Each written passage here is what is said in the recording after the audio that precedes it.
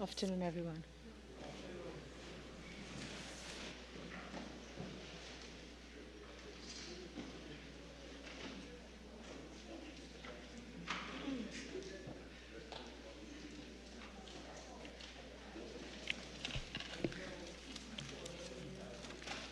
Honorable members, I now call to order the Standing Finance Committee meeting.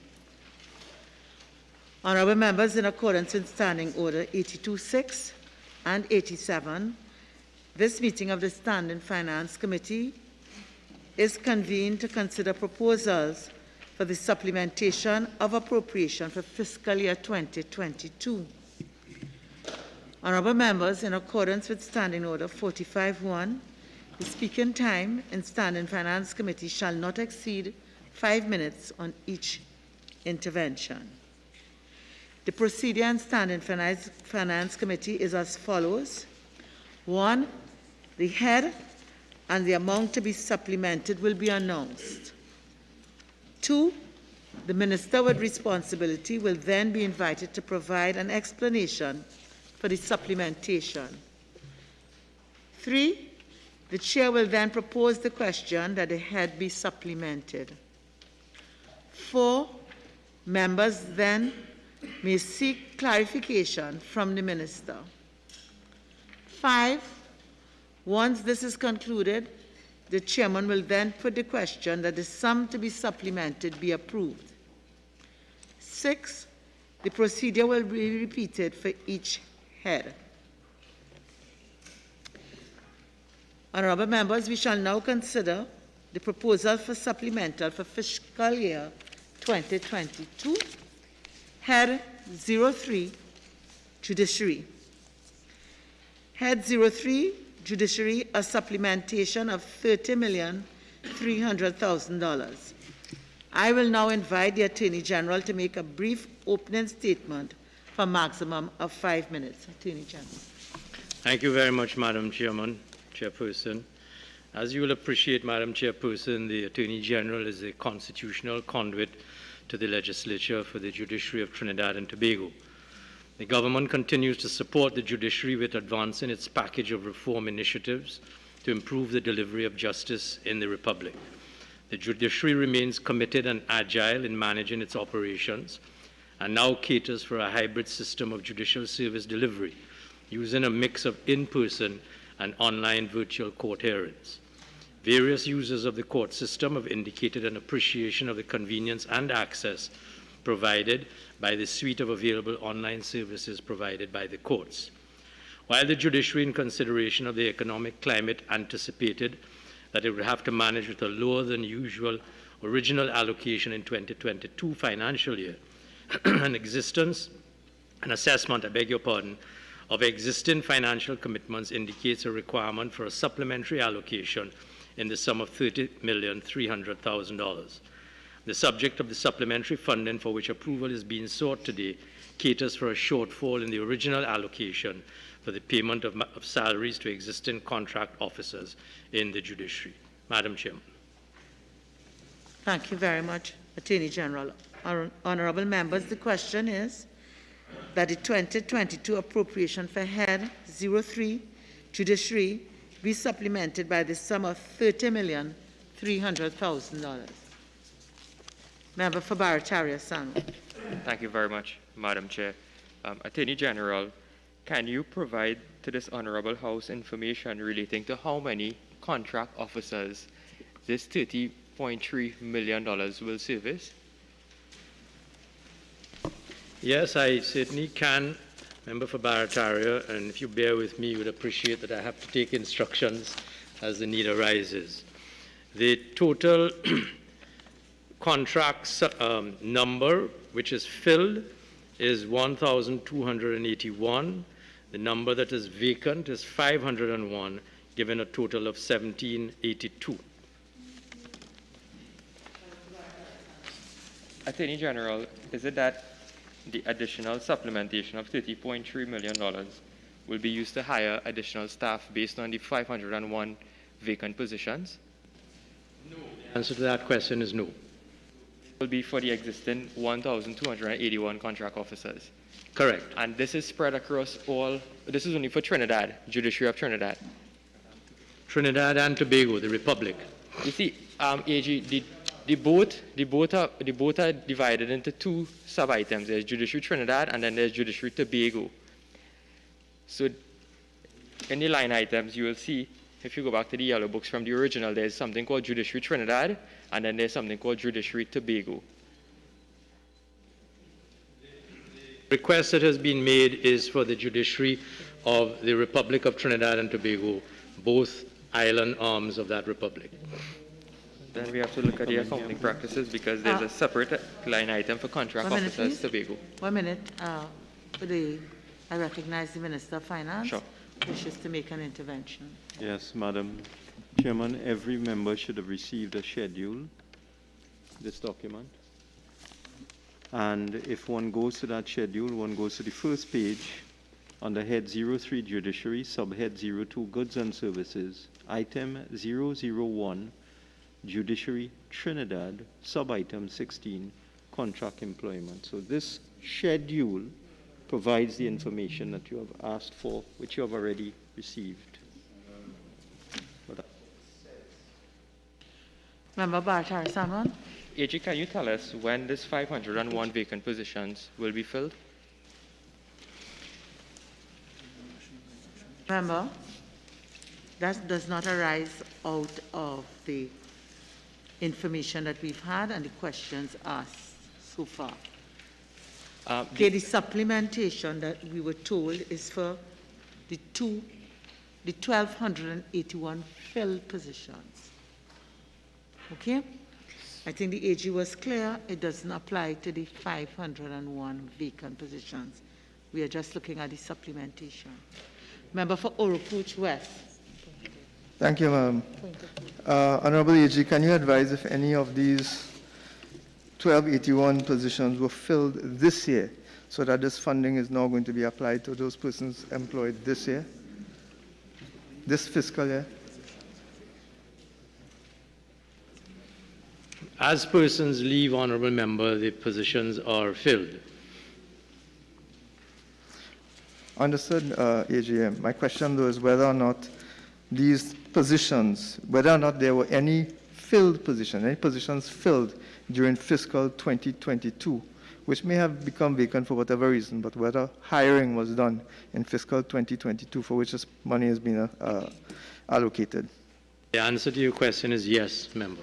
May you maybe kindly advise the House of the number of positions filled and those the titles of those positions? That information can certainly be provided, Member, but I don't believe that I'm able to have that at my fingertips to provide that immediately today. Member, may you also be able to advise us if those positions were in fact vacant and what period they were vacant for?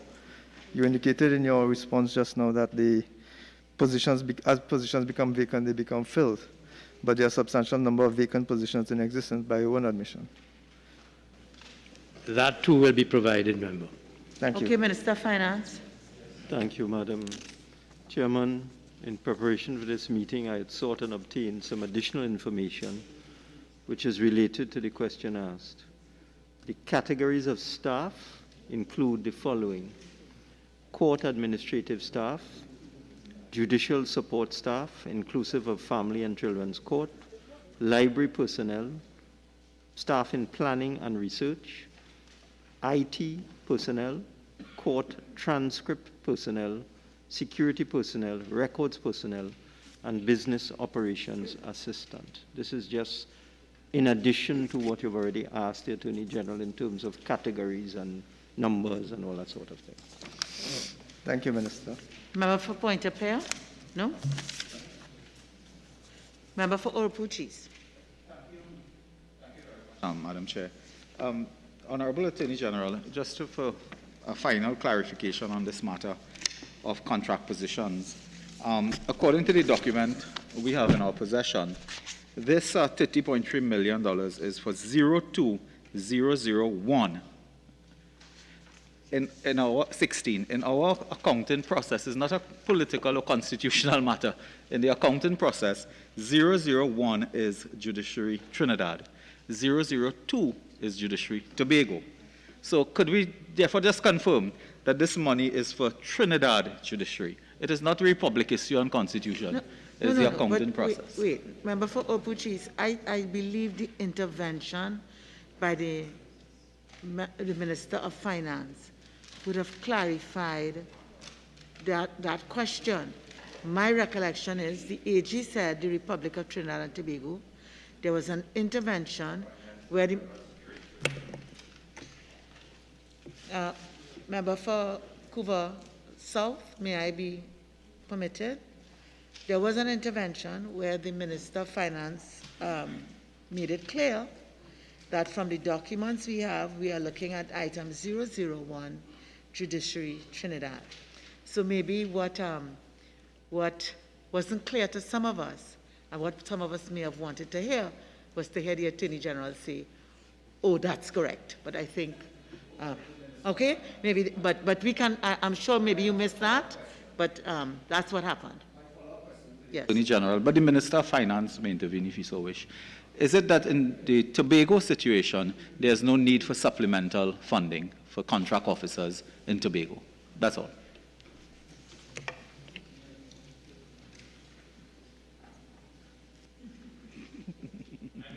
Member, that there is presently no need, but we will manage the money. If there is a need, we will vary the funds. I'm sure you will. Okay. Yes?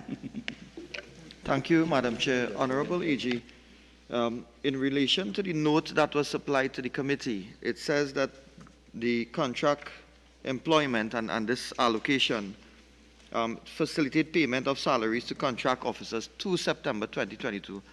Just for clarity, would any of these monies be paid to cover any outstanding amounts?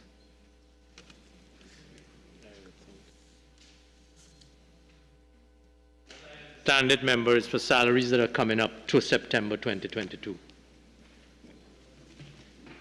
Member for Opuch West.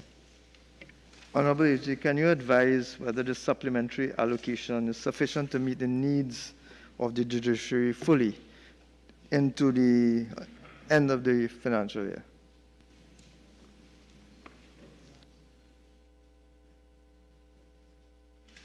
Member, I'm advised that the judiciary is doing the very best that it can.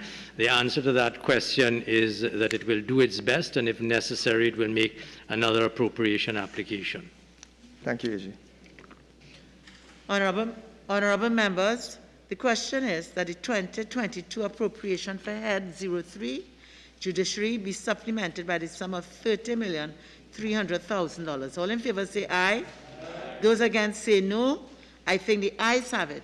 Head 03, Judiciary, has been supplemented by the sum of $30,300,000. Thank you to the Court Administrator and your support. Thank you, Attorney General. You all are relieved. And the Minister in the Ministry of the Attorney General. Head 04, Industrial Court. Head 04, Industrial Court, a supplementation of $7,924,000. I will now invite the Attorney General to make a brief opening statement for a maximum of 5 minutes. Attorney General. Thank you, Madam Chairman. Madam Chairman, as I have said previously, the Attorney General continues to function as the constitutional conduit for the judiciary, including the Industrial Court.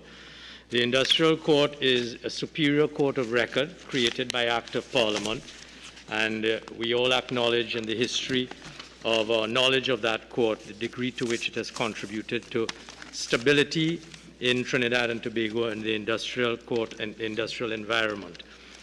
The court is committed to maintaining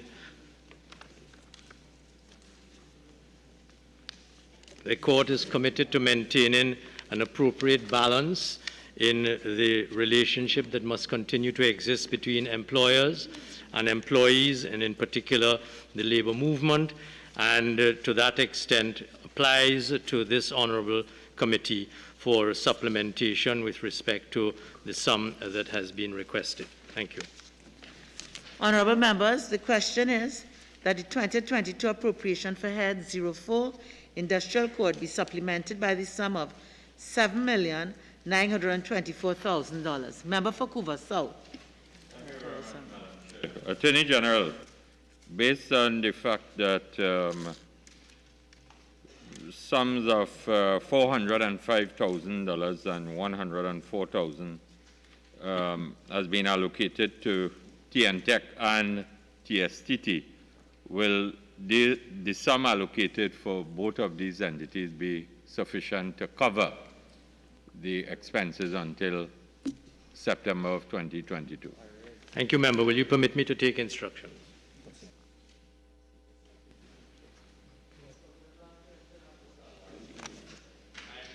Yes, it will be sufficient. For Bartari Sanwan. Yes, Madam Chair, thank you. Item fees. I'm seeing that there's an additional allocation in the sum of $790,000 for fees. AG, can you indicate to this Honorable House what that is for?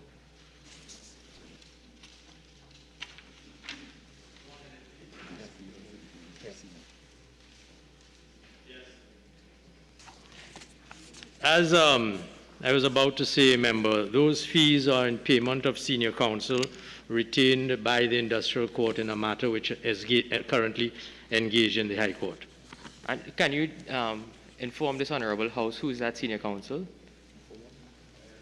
Well, it has been the practice, member of the Office of Attorney General and Legal Affairs, to pay respect to the concept of fairness, and if an attorney wishes to have his name disclosed, he would first be asked. I wasn't aware that I was going to be asked to disclose the name. I certainly will ask of that attorney whether he consents, and that information in the normal course will be laid in Parliament according to the custom. AG, respectfully, your predecessor would have laid all of the attorneys that would have been paid for various fiscal years, including some of the matters and the amounts paid to those particular attorneys. So I'm very surprised to now learn that through the new leadership of the Attorney General's office that we would not be able to know who the senior counsel is that is going to be paid $790,000 of taxpayers' money.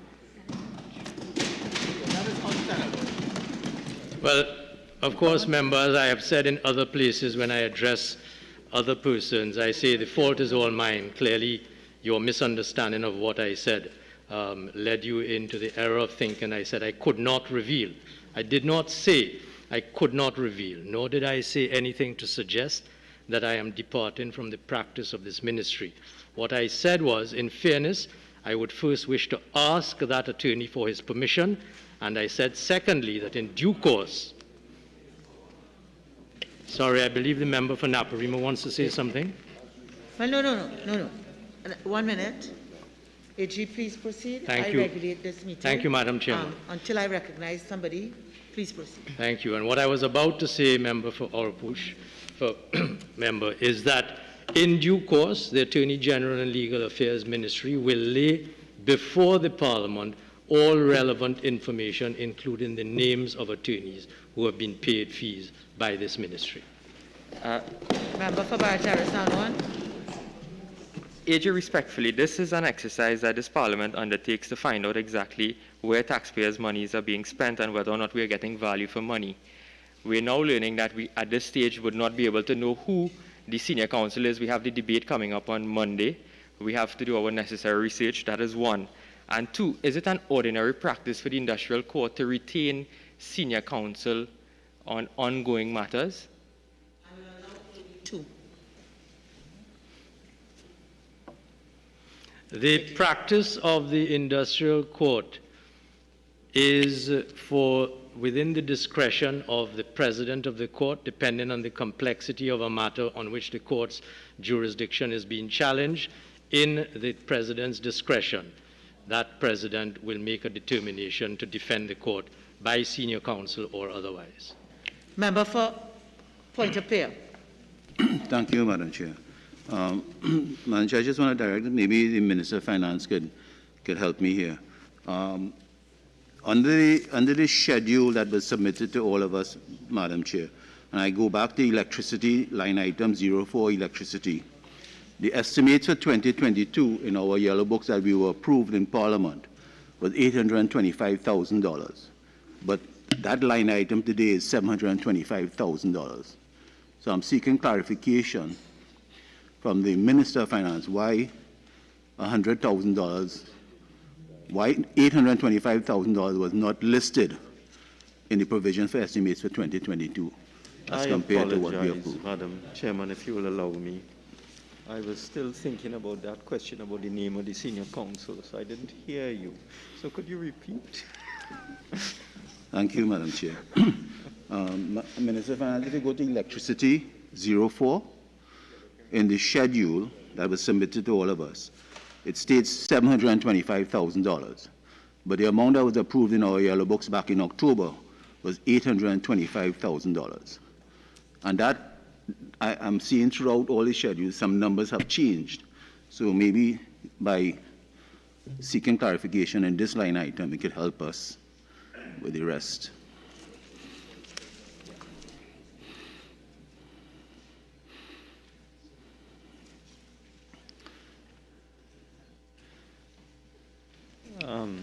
Madam Chairman, I can't remember if the honourable member was ever a minister.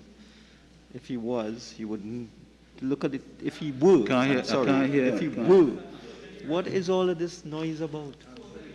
Madam, you are regulating the meeting. All right, that's now. I guess everyone is seeking to correct your grammatical error. I don't think so. If he were. It was only Please you. proceed. It was only you.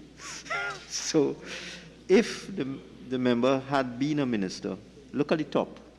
Yeah. It says provision in the estimates. Correct. Including direct charges. Correct. Transfers and environments. Correct. So during the year, this would not be part of this meeting. This is a meeting with respect to supplementation. So this is additional funding. But sometimes we have a variation of appropriation where you would see all the environments and transfers. So the reason why this number is different is there have been environments and transfers between October 1st and now. So the original provision would be a particular number, but funds are moved about by permanent secretaries. So this is the figure as of today, taking into account environments and transfers since October. So at some point in time, we would see the Yes, you will see taken, that. You will see that. the environment. Either the closing of accounts, or if we have a variation of appropriation to do, if a ministry needs money to go from one ministry to another. Okay? But just for clarification, you ended up by ministry going from one ministry to another ministry. Isn't that required Parliament approval? Yeah, that's a variation of appropriation. Correct. So this is a environment and a transfer within a ministry, head. correct. So it's within the head. Okay? Agreed. But when we do the variation, you'll see all that too. Okay? Thank you. Member for Aruka Maloney. Thank you very much, Madam Chairman. Madam Chairman, I was just adding to what the Attorney General said in response to the member for Barataria San Juan. Madam Chairman, I'm sure the member would recall that the Hansard record will show that even before the former Attorney General, the member for San Fernando West, indicated fees, he did tell this Honorable House that he would have to get the permission of attorneys before their fees were revealed. He made that statement, and in addition to that, we had a period of time before he gave that statement regarding fees of attorneys. So I just wanted to remind the members that that is in the public domain. It is in the Hansard record. Thank you, ma'am. Member for Curaçao. Madam Chair, thank you. With respect to other contract services, could the Attorney General inform this meeting what were the consultancy services that were provided and for what purpose?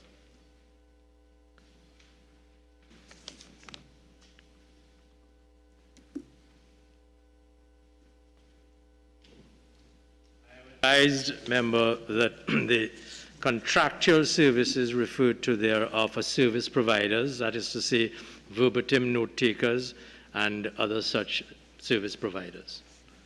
Okay, and with respect to janitorial and Security Services in relation to the increase, the respective increases. Could you inform this meeting who are the industrial court security and janitorial service providers? MTS member. And what changes would have occurred at the court that which necessitates this supplementary allocation? Madam Chairman, if one looks very carefully at this document, what you're going to see in the explanation, let's go to what was circulated to members, and I would ask members opposite, quote the head, item, sub-item, because some persons may not be familiar with that, all of the text. So if you could, in this particular case, if you had said that it was, for example, janitorial is 02000137. It would help if you do that. We could get to it very quickly. What the Budget Division has done is looked at the pattern of expenditure, of the various heads, the various ministries and departments, and done a projection in terms of whether they would need additional funding or not. And these supplementary appropriations are based on an anticipation that the industrial court will require additional funding for janitorial and security to pay MTS, which is the provider. Okay?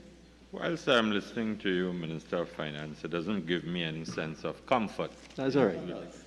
And You're never comfortable. Really given us any sense of Always comfort. uncomfortable. West, are you finished, member for Curaçao? No. Always uncomfortable. No. Thank you, Madam Chair. With respect to sub-item 16, Attorney General Contract Employment, could you advise us what is the total number of persons employed on contract at the court?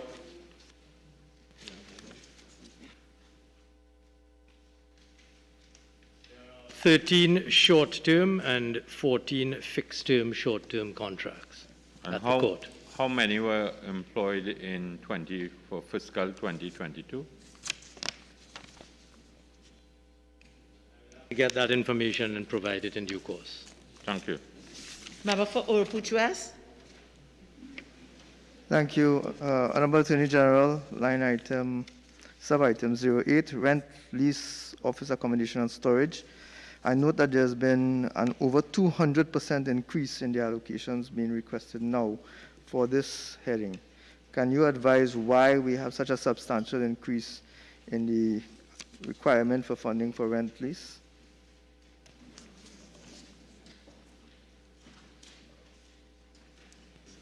Yes, the answer to that, member, is that a substantial part of that sum is with respect to arrears, and secondly, there is inadequate space for physical filing of documents at the court building, and therefore additional space has to be rented. Follow-up, sir. I note, though, that in the explanatory notes under that very same heading, 08, there is no indication that this is for arrears. It simply says to meet the cost of rental to September 2022. Can you indicate what period these arrears relate to? Get the information for you as to exactly what period, but the record is that it has to do with arrears for storage of located filings, off-location filings. So just for clarification, Honorable Attorney General, this is not for new premises. This is for existing premises, premises that existed prior to fiscal 2022.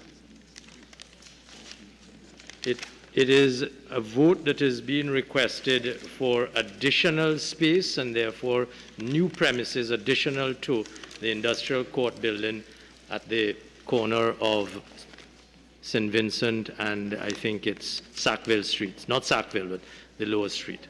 Therefore, Attorney General, it's not then for arrears, then it is for provision for a new.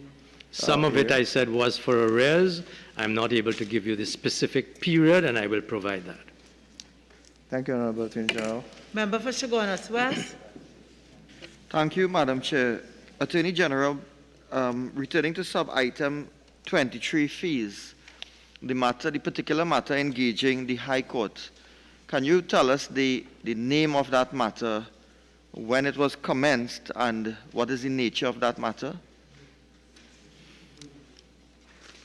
I would be wary to reveal the names of matters without more. Remember, there are considerations that impact on matters before the courts, and I would be very wary not to begin to reveal the names of matters and the nature of matters, because I would not wish to compromise anything that is before a judicial sitting.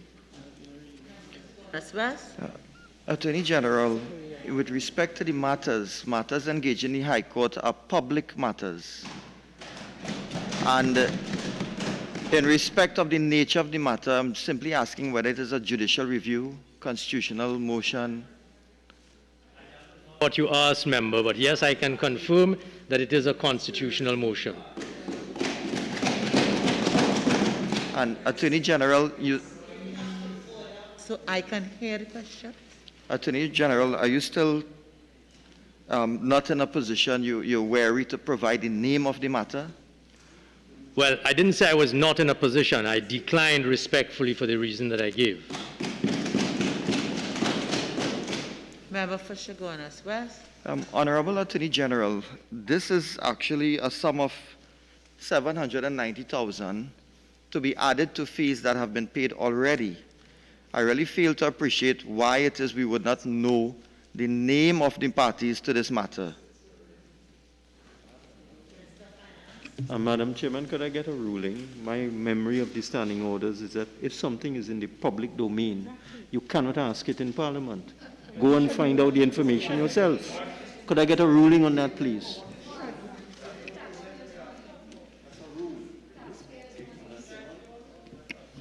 Madam Chair, I think that the Minister of Finance is abusing this meeting here.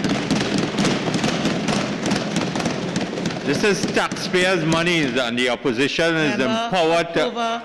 Member for Couva. You should really talk about taxpayers. Member for Couva South.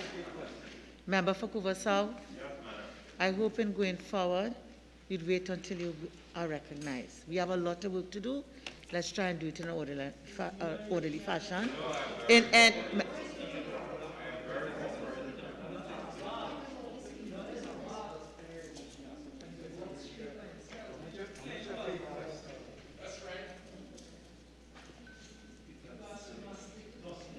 Member for Port of Spain North, St. Anne's West, member for Laventille West, member for Naparima. I know you all have your little synergies.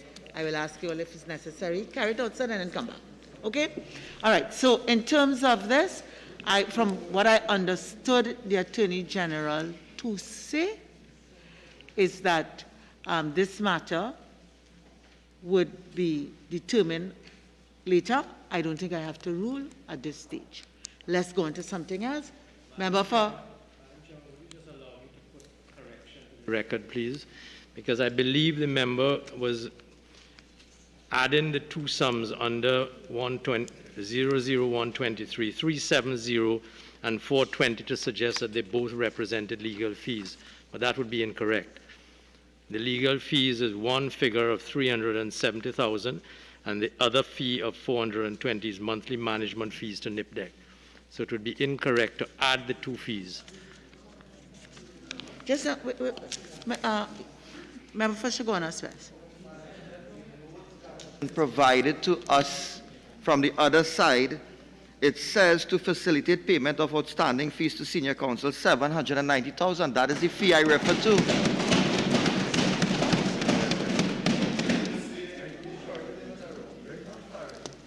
Excuse me? So, Madam Chair, the Honorable Attorney General was saying that I referenced two payments. I did not. I said $790,000. Yes. I haven't gone on to any other thing. I was talking about that matter engaged in the court, which they refused to tell us the name of the parties. All right. So, I think the matter has been clarified with respect to, it's quite clear, 0200123 is fees, $790,000. Member for Barataria San Juan.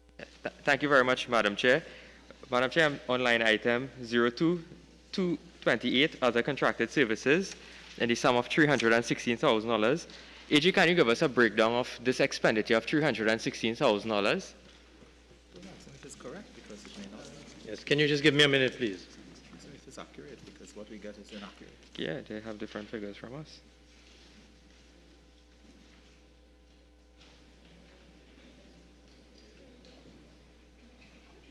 The $316,000 figure is what is needed to go to the end of the financial year, member. Can you just give us an indication or breakdown of those services, AG? I would have to provide that in due course, member. I don't have that at my immediate disposal. Will that be available before the sitting on Monday? It will be. Thank you. Member for Superior? Speaker, I'm looking at line item 02-00108, an increase with respect to accommodation and storage, rental accommodation. Would the Honourable Attorney General advise us as to the owners of the property that is being used for rental here? Could I ask through you, Madam Chairman, if the question could be repeated? I didn't hear the member for Superior. Line item 02-00108, where there's a proposed additional allocation, an increase for rental, lease, office accommodation, and storage. Honourable AG, can you tell us who are the owners of the property that we are referring to here for this line item? I don't have that information immediately to hand. I am not able to provide that this afternoon. Now, will you give an undertaking to provide it, please? Well, I don't want to give an undertaking that I can't keep, but I will make inquiries. What? Can I go to the Honourable Long-Standing Minister of Finance to help us here, please? The experience of the Minister of Finance. Madam Chairman, I don't think I can provide anything more than the... Well, I can't talk if they're talking. You see? I don't think I can provide any more information at this time. I'll talk to the Attorney General and see what information can be provided. This is not something that the Ministry of Finance would have been involved in. Okay.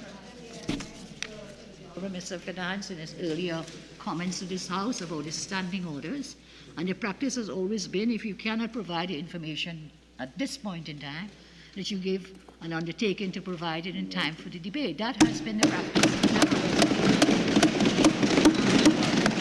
Madam Chairman, I referred only to standing orders, and no such standing order as the member has quoted exists, neither in the mind, in the past, present, or future. That does not exist. That does not exist. That is a practice of the Parliament. Why are you hiding? All right, okay, so members, we know we have a practice where an undertaking will be given. So while it may not be codified in the standing orders, there is a practice. Okay?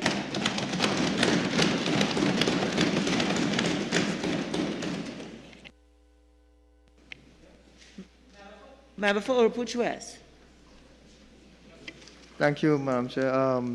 To the Honourable Attorney General, I want to return to the issue of fees under subhead 023, sorry. Allow me, please. All right, okay. Allow me, please. Let's just understand the table settings so that we could proceed. Once we are under the subhead, members could go back and forward. What will not be allowed is not at the industrial code. Somebody can't go back to judiciary. Okay? So let's have some order, some cooperation, and let's get this job done. Yes, member for Oropouche West. Thank you, Madam Chair. Back to 02-00123 fees, $790,000. I understand the Attorney General indicated that he is unable to provide the names without permission. However, can he indicate the number of senior counsels for whom this payment will be made and the number of matters for which this payment will be made? My understanding, member, is that it is one matter and one senior counsel. Thank you. Member for Oropouche East.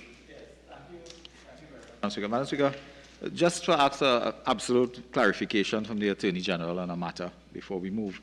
I don't know that 02001. clarification can be absolute. You know, clarification is clarification. Okay? So let's get the clarification you want. Madam Speaker, I'm so much thankful for that clarification, absolute or not. On this matter of the rental, Mr. Attorney General, this figure is quite specific, $759,195.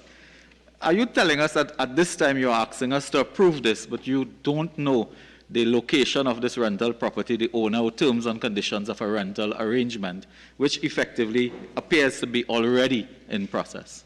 What I said is I would make inquiries, member.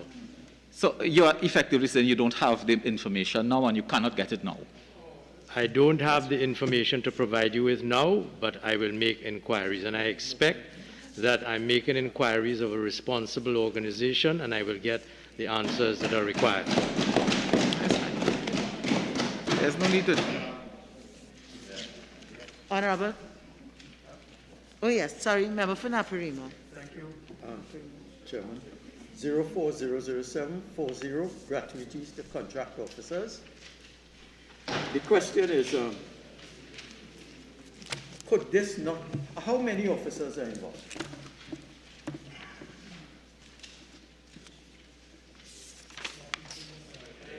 Make sure I go to, thank you.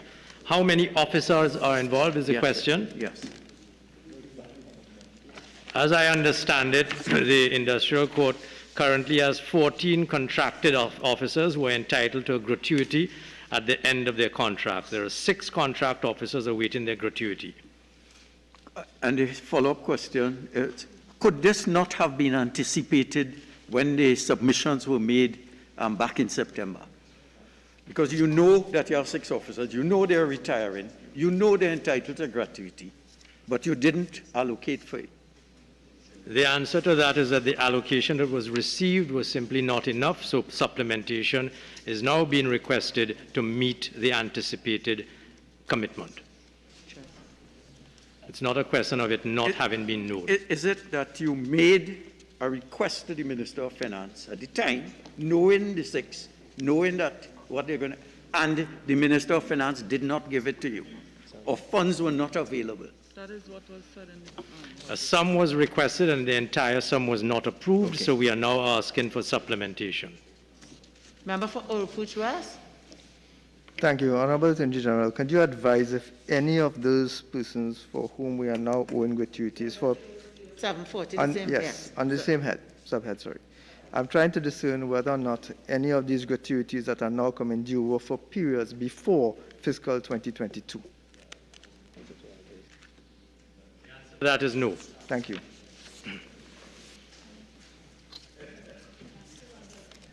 We still on the industrial court, Member for Superior. I note under line item 020137, government is seeking an increased allocation for janitorial services. Would the Honourable Minister be kind enough to share with us to whom these monies are to be paid? That is, which janitorial services or firms? He indicated that the maintenance and the MTS is the company to whom these monies are to be paid for janitorial services. Is it likewise for the next line item with respect to security services? 02.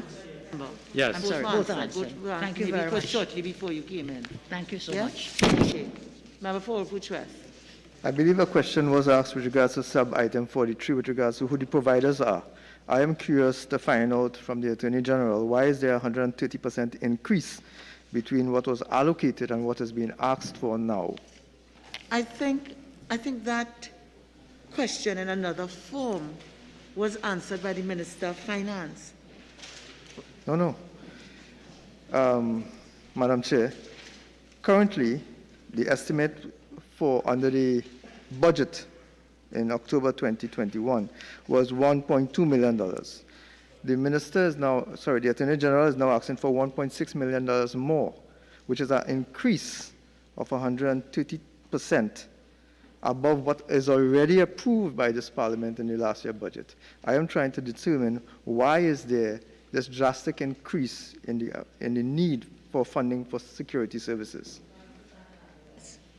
Madam Chair, just for the continuity of record and with the leave of my colleague, the Attorney General, I want to ask all members to go back to the Hansard in the Standing Finance Committee, and it will be a matter of record that when I was asked for explanations at the Standing Finance Committee for this financial year, I squarely indicated that we would come back at mid-year because there were other matters yet to be calculated, and therefore any attempt to say that there are drastic increases must be put in the context of the express reservations given in the Standing Finance Committee for this very appropriation year, Madam Speaker. Thank you for the opportunity to put that on record. Member for Oakwood West. Thank you, former Attorney General, Member for San Fernando West. Can you then, since you volunteered to interject your presence in this matter, advise whether or not a substantially larger figure was requested and simply not received? Or is it a deliberate under-budgeting that took place during that time? Madam Chair, I certainly can.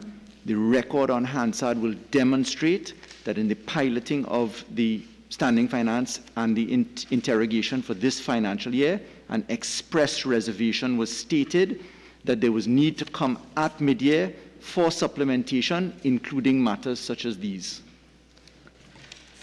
Honorable members, the question is that the 2022 appropriation for Head 04 Industrial Court be supplemented by the sum of $7,924,000. Those in favor say aye. Those against say no. I think the ayes have it. Head 04, Industrial Court, has been supplemented by the sum of $7,924,000. I thank you, Attorney General, and the Registrar of the Industrial Court and your team. You all are relieved. Parliament, Head 05.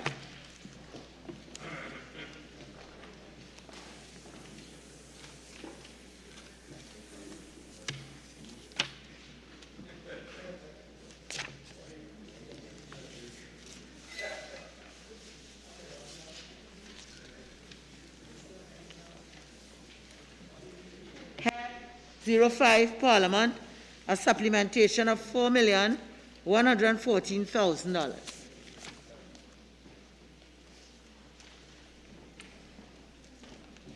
I will now invite the Minister of Finance to make a brief opening statement for a maximum of 5 minutes. Minister of Finance. Madam Chairman, I think we all know the role and function of the Election and Boundaries Commission. Oh, I'm so sorry.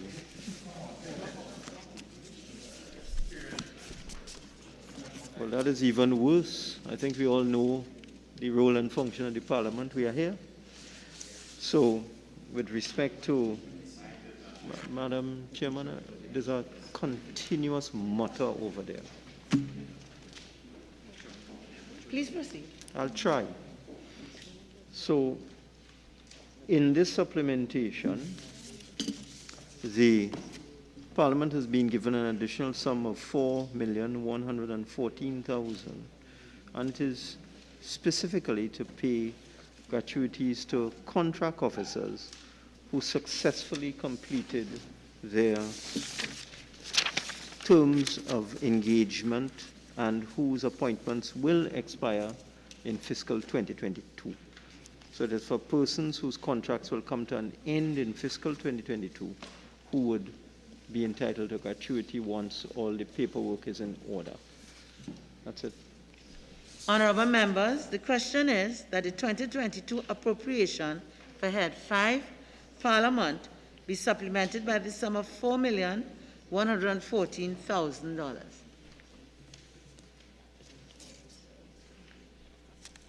Honorable members, the question is that the 2022 appropriation for Head 05, Parliament, be supplemented by the sum of $4,114,000. Those in favor say aye.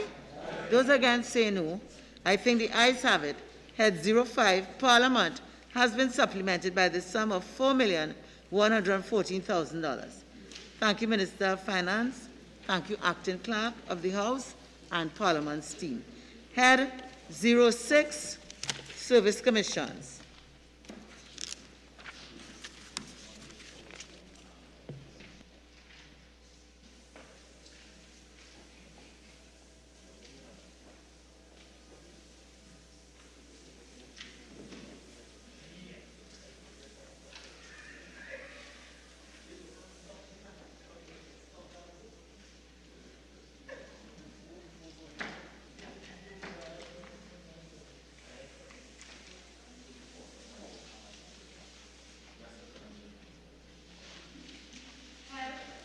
06, Service Commissions, a supplementation of $14,419,000.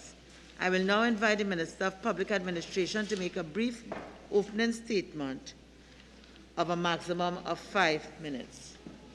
Thank you, Madam Chair. The Service Commissions Department is the secretariat for the 4 constitutionally enshrined service commissions. It is charged with providing these commissions with administrative and technical advisory services to enable them to carry out their constitutional functions. As the Service Commission moves towards future state where operational excellence, service delivery, and technical support is second to none, the department has aligned a strategic focus to the Deloitte & Touche IPAC Institutional Strengthening Report, the National Development Strategy Vision 2030, and the Roadmap to Recovery Committee Report. The initiatives to enable the realization to future state are currently being implemented. The department has been providing support to the commissions as the commissions fulfill their mandate. The ongoing process of this mandate has seen critical leadership positions in the public service being filled with greater focus on meritocracy. The other functions of the commissions are being carried out with greater efficiencies as a result of improvements at the Secretariat. The department's evolution to a paperless organization that uses data analytics to make decisions and to re-engineer its processes, operations, will ensure there's better public service. However, critical to the success of these initiatives is the issue of financial resources. This current request for additional expenditure originated from the shortfall in the 2021-2022 fiscal allocations. The expenditure is required to meet payments in utilities, salaries and allowances, fees and other contract services, and gratuity to contract officers. Madam Chair, I thank you, and I'm willing to answer any questions that may be forthcoming. Honourable members, the question is that the 2022 appropriation for Head 06 Service Commissions be supplemented by the sum of $14,419,000. Member for Princess-Town. Honourable Minister, line item 04 and 05. Minister, against the backdrop of both these public utilities companies being severely cash-strapped and the challenges they're facing, line item 04 and line item 05 are for payments to both TSTT and TNTEC. However, they go as far back as August. So essentially, we are being asked to supplement from August 2021 to September 2022, almost 10 months. Can the Honourable Minister indicate what was the reason for the non-payment of monies by the Service Commission to TNTEC and TSCT for the period August to November 2021? Member, simply the Commission did not have funds in hand to settle those bills, which is why it's seeking to address that issue at this point. Can the Minister indicate whether or not this posed a challenge in terms of the operations of the Service Commissions? Well, at this point, no, because the Commission, both the Electricity Commission and the telephone service provider, have been very accommodating and have continued to provide the level of service required by the Commission to do its work. Member for Barataria San Juan. Thank you very much, Madam Chair. I'm at line item 02-00123, fees and additional allocation of $1.585 million. As part of that, Minister, I'm seeing that $955,000 will be allocated to the retention of attorneys. Can you in fact tell us who these attorneys are and for what matters these attorneys have been retained for?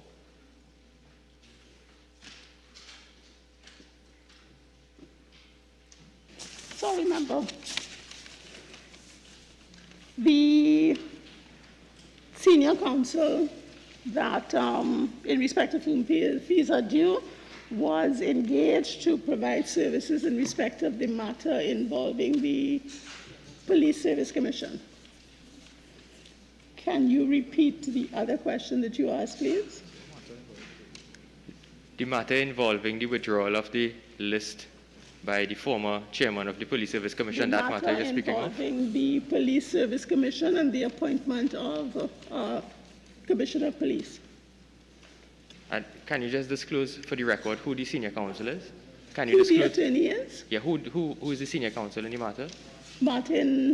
Russell Martino. Thank you. Member for Superior.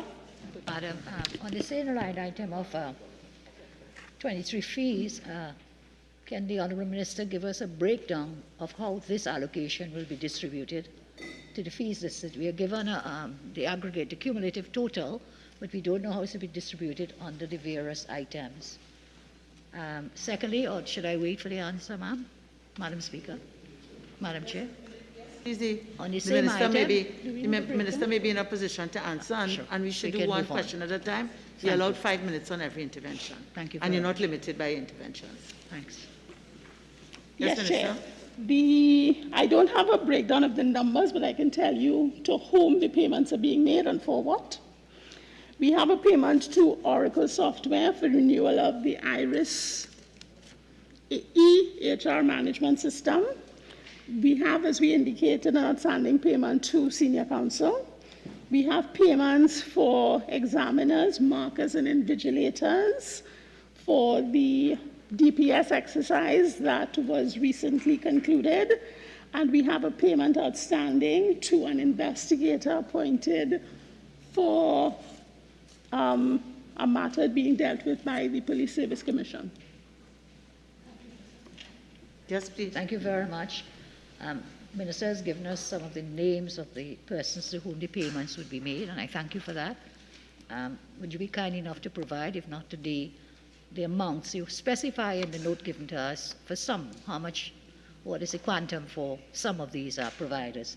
So perhaps Honourable Minister would be kind enough at a subsequent time to provide the breakdown, disaggregate per these providers.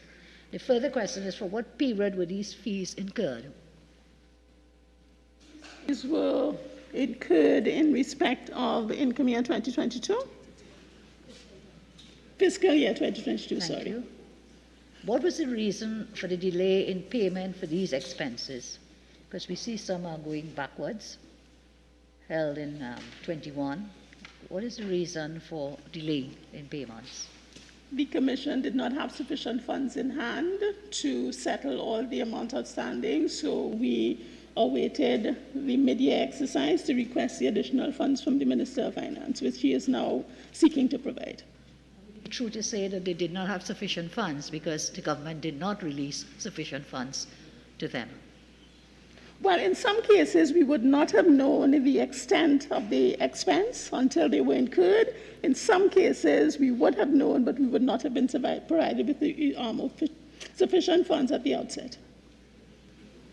Can we kindly ask Honourable Minister, what are the scenarios or instances in which the Commission is required to engage persons to conduct interviews, and how were those persons selected to conduct the interviews? Sorry, I heard the first part of the question, which is the circumstances. What are the scenarios or instances in which the Commission is required to engage persons to conduct interviews? Because we're going to be paying for persons who conducted interviews. The Commission was involved in a very extended exercise to appoint DPSs, about 30 DPSs to the service. This was an extended exercise, and external persons were brought in to assist with the process. Persons selected to conduct the interviews. What was the question? What was it? Engaged a consultant for this purpose. I'm sorry, ma'am, I'm not hearing you. We engaged a consultant to assist us with the exercise, including the conduct of the interviews. So were the positions, these posts, were they advertised? That you were seeking persons to conduct interviews, whether through a consultant, was it advertised so public will know that they can have an opportunity? I'm missing some of what you said. We went through the proper procurement process because this is an unusual exercise with a number of senior officers. A decision was made to engage external persons to assist, and we went through the proper procurement process to do that. Ma'am, I want to shift to another sub-item, which is 08, under the same head, which deals with rent, lease, office accommodation, and storage. In the note provided by the Honorable Minister of Finance to this committee, the names of the persons or companies owning the properties are listed. So we have, for example, Land Security Limited for head office, Cipriani Properties Limited for DFL building, Broadway Properties for 2 storage units, and Tredco for partial office for the period. So my question would be, one, please, would you be kind enough to provide the monthly cost for each of these properties? The monthly rent for each property? The ones listed. I don't have that information. Do I have that information before me? Okay. Land Securities, the rental is $582 and $582,750. Sorry, $582,750. 52. Can you turn up the volume? To 58 Woodford. Is there difficulty? We are all required to wear masks, so that the mask, we'll have to be tolerant with what the mask does to all our voices. Okay? On this mic, so hopefully that will help. Okay. So I was going through the rental properties and the rent. Land Securities, the rent is $582,750. 52 to 58 Woodford Street is $167,625. 10 Cipriani Boulevard is $187,324. Broadway Properties, $10,125, and $14,292 from October 2019. Thank you. I know that for one of these properties, it dates back to 2018. So this is like way backwards outstanding. Would you be kind enough to tell us the reason for the delinquent payment for this Broadway Properties storage units? Outstanding from 2018. 4 years.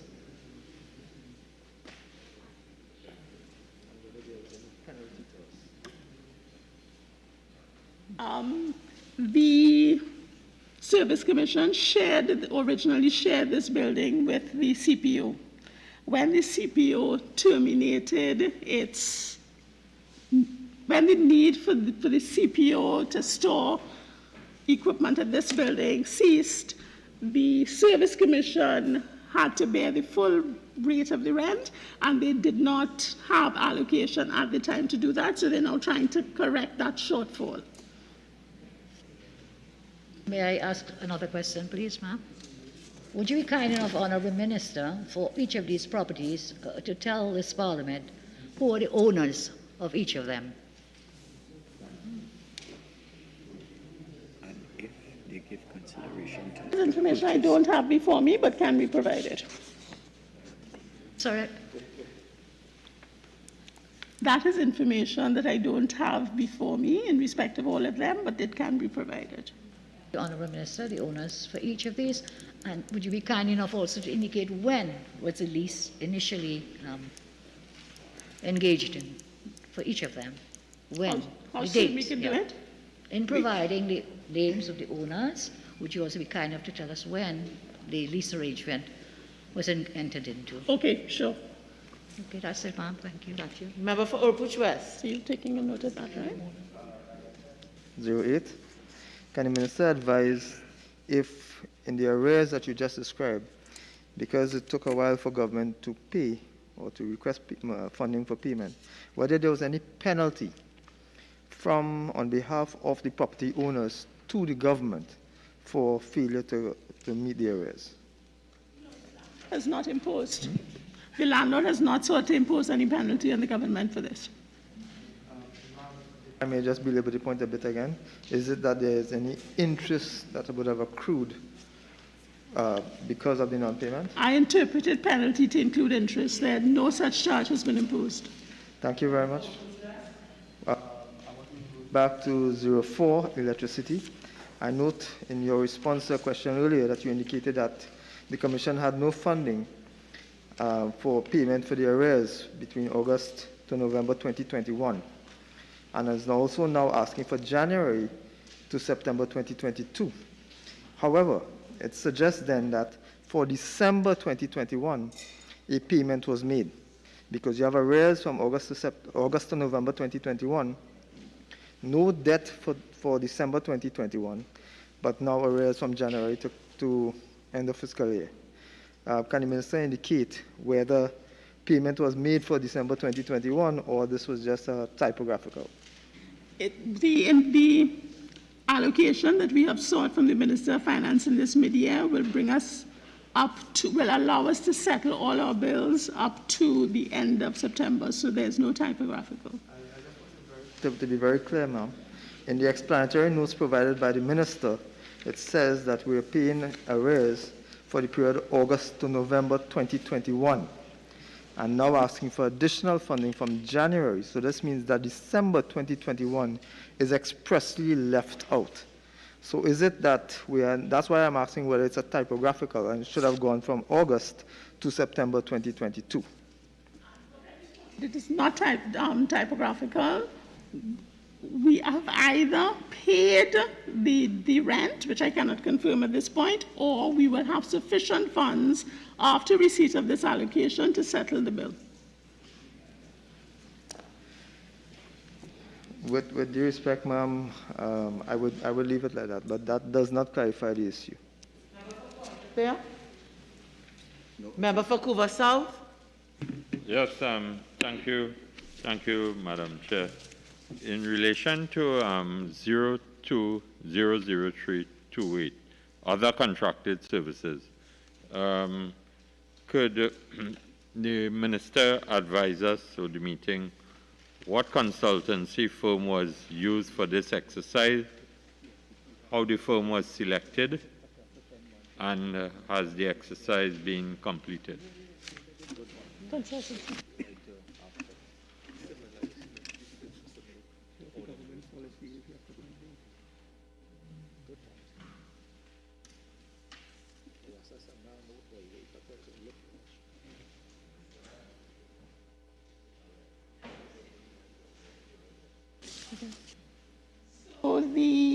For the DPS, the service provider was TGN, and as I indicated, we went through the normal procurement procedures. For the service for the police assessment center, it was done in-house, but a consultant was engaged to advise. And Madam Chair, the Minister, is this the final or the total cost on this assessment exercise?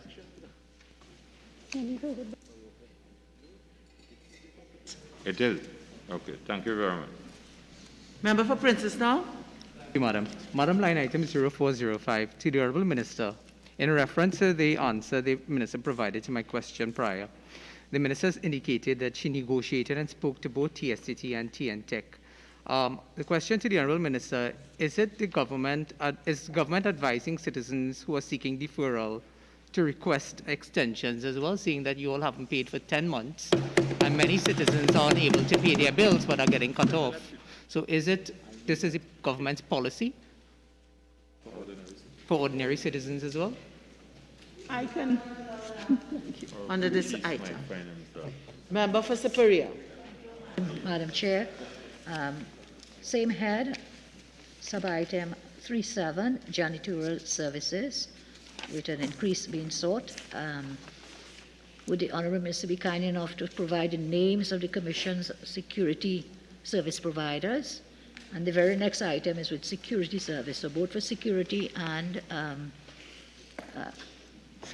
janitorial and security, the names of the companies contracted to do these services. They are SSM Cleaning Service, building and maintenance services, for janitorial, and for security, it's PRD security and DFL building. Those are the two. So it's two each. Thank you, Minister. Would you kindly advise who are the owners of these companies? That information I don't have before me. Can we get it in due course? I can request the Service Commission to provide. Thank you very much. And how were these persons contracted? Were these things advertised? And when were they contracted? They would have gone through the normal procurement process. I'm sorry? They would have gone through the normal procurement process as to when. And what is in this? A tendering process. A what? A tendering process. Was it a selective tendering process or selective, It or would not have been otherwise? selective. Pardon? It would not have been a selective process. And when were they contracted? We can't say that at this point. Today, They okay. have been around for some years. Well, I'll look forward to your, when you get the information, please, Honourable Minister.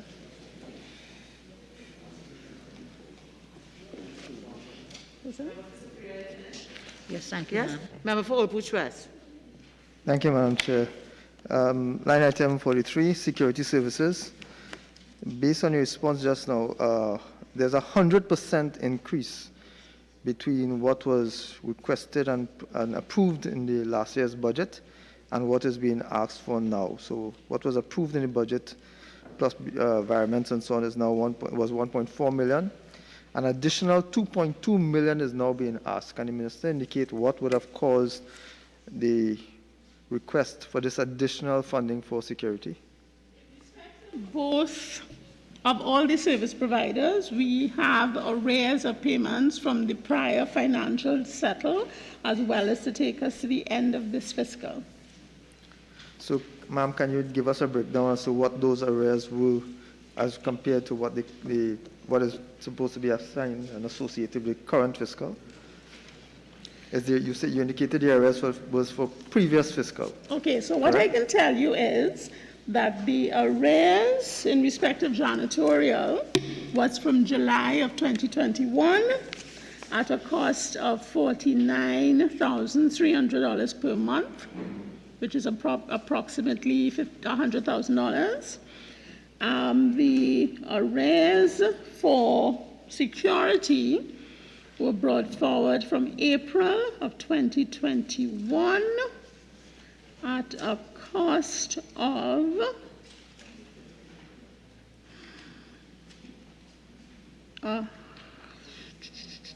about $240,000. That still would not give us $2.2 million in addition, ma'am. No, there's also a shortfall in terms of the rest of this Current year. fiscal. That's what I indicated. It's both arrears and to take us to September of 2022. So, ma'am, these are figures that would have been based on contractual arrangements between the providers and the recipient. Is it that, again, what was requested for in the budget was not provided, and that's why we have to come for supplementation now? The Service Commission would have requested what it required. It would have gotten short, an amount that was short of that. So it's seeking a supplementation. Thank you very much. Member for Barataria San Juan. Thank you very much, Madam Chair. I'm on line item 02-00328 other contracted services, $940,500 to meet the consultancy costs associated with the assessment exercise for the recruitment of deputy permanent secretaries. Minister, can you indicate who is the consultant that was retained? Who's the consultant? Indicated was TGN. TTM? TGN. TGM. And Yes. can you just give us the date in which that they were retained? At the time The they were date? retained? When was it retained? 3 years ago?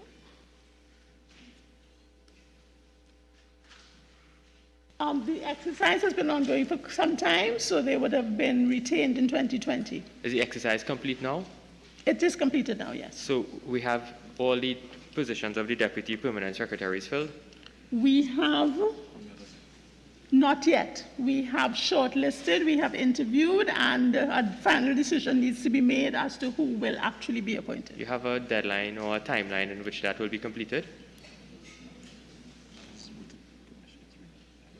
that we are dependent on the Service Commission to make a determination on that. That is outside of my control. Thank you. But I know they're working assiduously to get it done.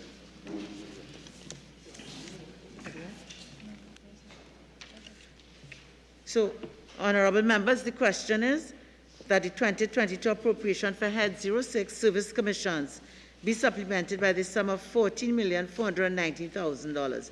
Those in favor say aye. Those against say no. I think the ayes have it. Head 06 Service Commissions has been supplemented by the sum of $14,419,000. I thank you, Minister, and the Director of Personnel Department and your team. Head 08, Elections and Boundaries Commission.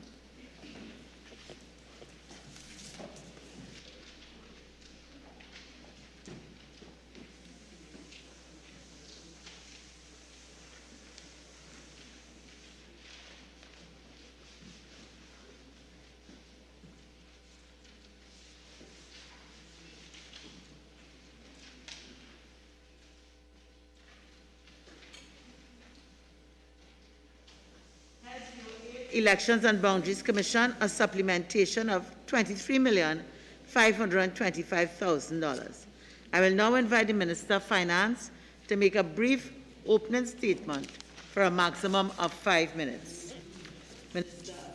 Thank you, Madam Chairman. I think I'm on the right head now. As we all know, the Election and Boundaries Commission is charged with the conduct of elections in Trinidad and Tobago. In this supplementation, the total is $23,525,000, and it is spread among various heads of various items of recurrent expenditure, including a supplementation for traveling, subsistence, telephones, short-term employment, other contracted services, promotions, publicity and printing, election expenses of various types, and equipment. The details are there. Honorable members, the question is that the 2022 appropriation for Head 08, Elections and Boundaries Commission, be supplemented by the sum of $23,525,000. Member for Siparia. Madam, Head 08, EBC. Under subhead 02, Goods and Services, item 0001, General Admin, sub-item 01, Traveling and Subsistence.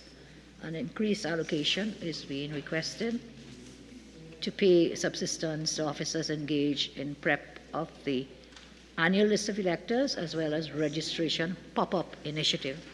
My question, please, to the Honourable Minister, how many officers will be entitled to receive this traveling and subsistence allowance? There's an additional 2.2 million.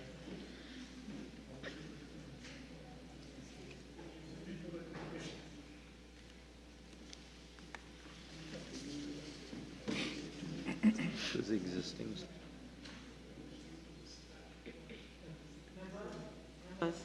If we can just carry down the volume, please. Okay, we don't have precise numbers, but these are staff within the registration offices across the country. We don't know how many? We don't have precise at numbers at this time. Would you be kind enough to find out and provide to the House, please? I will try my best. Thank you, Honourable Minister. This pop-up initiative, we are going to pay people for travelling and subsistence allowance for something termed the pop-up initiative. Do we know what this is, please?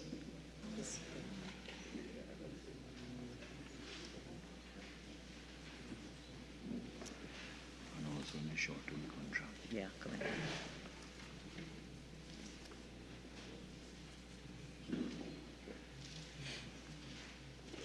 I think even local government was 17, 19.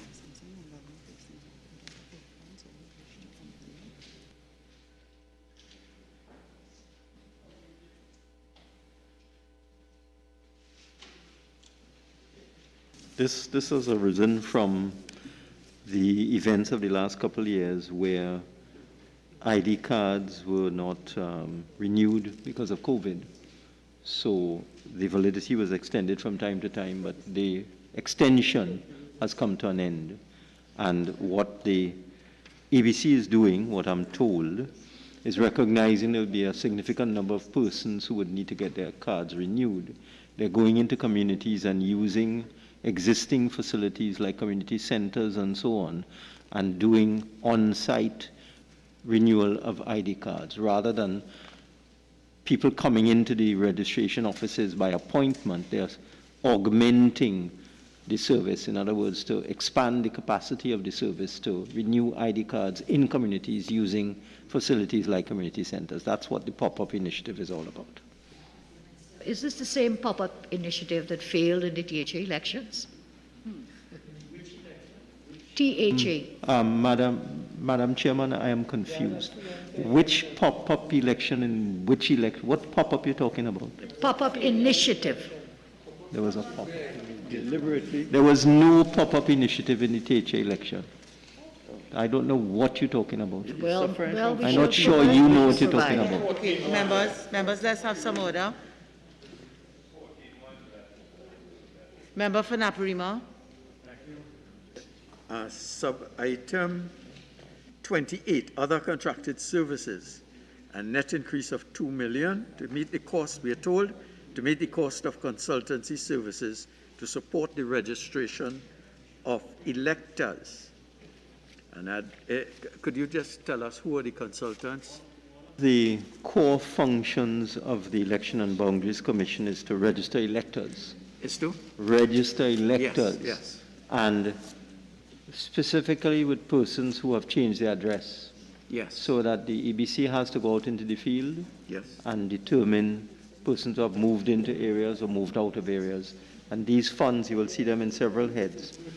You will see them under several items. These funds are required to support that initiative, that core function of the EBC. Oh, so it is a standardized process that has been used in the past Well, from to time register to time, people. the EBC would do. Good.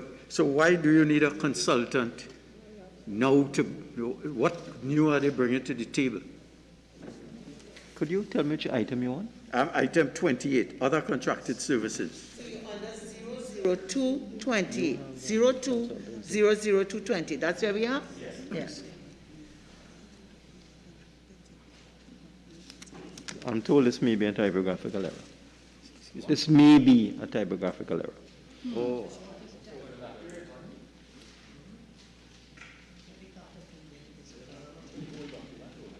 So could you, sorry.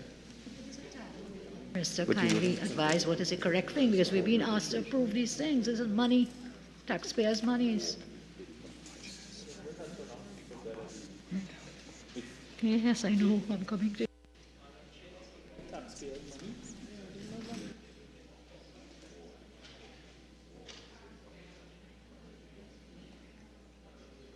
The word should be contracted. Member for Siparia, it should be contracted services.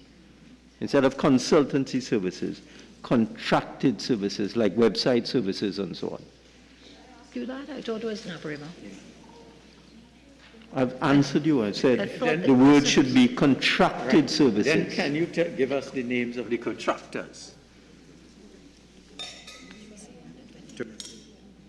Yes, remember, this is a supplementation going forward. So yes, that information can be provided at the appropriate time. Okay, but it's contracted services. Thank you for picking that up.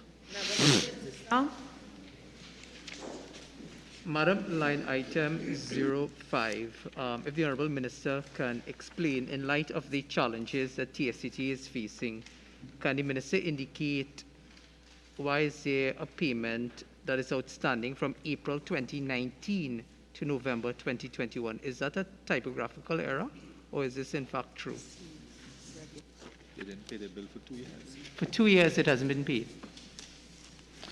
It's not a typo. I'm advised that the Election and Boundaries Commission did not receive regular invoices from TSTT during that period. There was an issue, I can say for myself, there was an issue with billing at TSTT during that period. But Minister, wouldn't the EBC find it strange that they are not getting invoices or bill between 2019 to 2021, over 2.5 years? You can't exactly. Asking the question. Exactly. I just, Member for Princess Town, If you could ask that question again, please. Oh, sure. Just asking the Honourable Minister, in light of the answer that was provided that they weren't receiving invoices, didn't the EBC follow up with TSCT in light of realizing that they were not receiving bills from them for over 2.5 years? Is that question finished? Who does ask for bills? You ask for bills? Member. Madam Minister Chairman, of Finance. I was very clear. I see members over on the other side have decided to start to add words and take out words. I said the EBC has advised me it did not receive regular invoices from TSTT. So they got invoices, but they were not received on a regular basis. And when TSTT eventually sorted out whatever billing problem they had, then the invoices came, creating the arrears, which is now being supplemented to pay the arrears. Member for Tabakit. Thank you, Madam Chair. In response to the member for Superior before, the minister stated that there was no pop-up initiative in the THA election. But sub-item 62, promotions and publicity,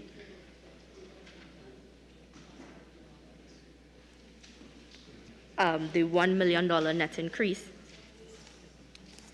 it speaks to this being part of the, in respect of the pop-up initiative in the recently concluded THA election.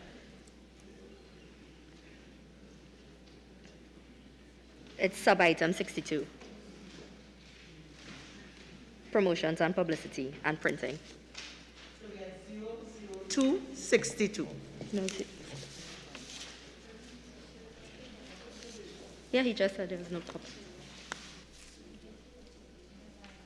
Then page 8.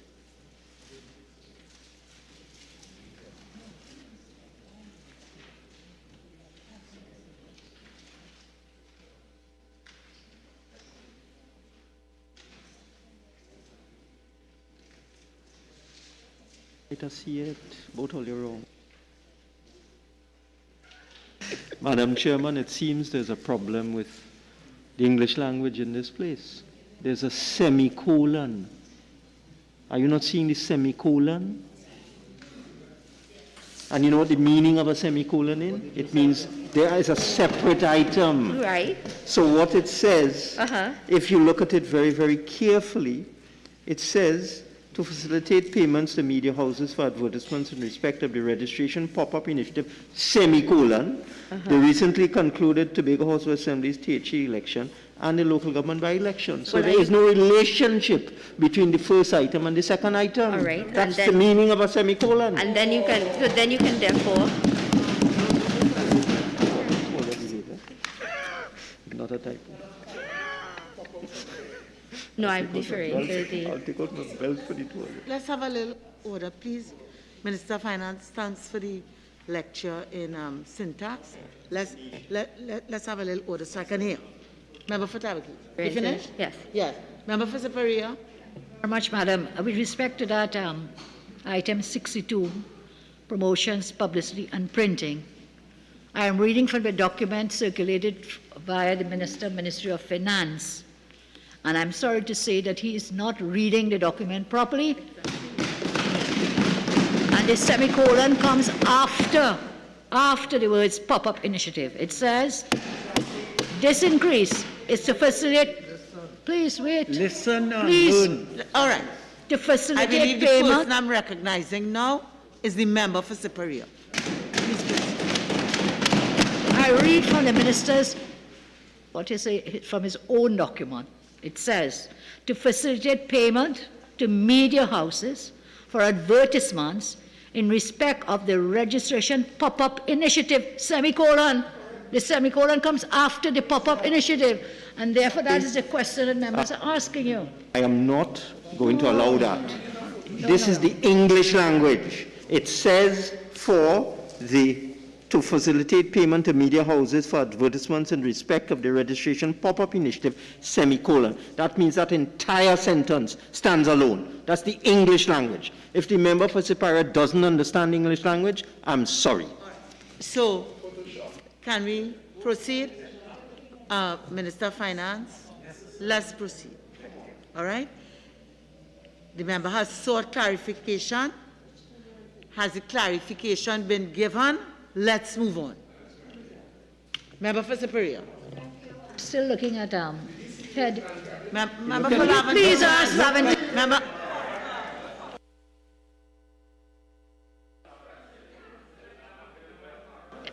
Member for Laventille West. Member for Laventille West.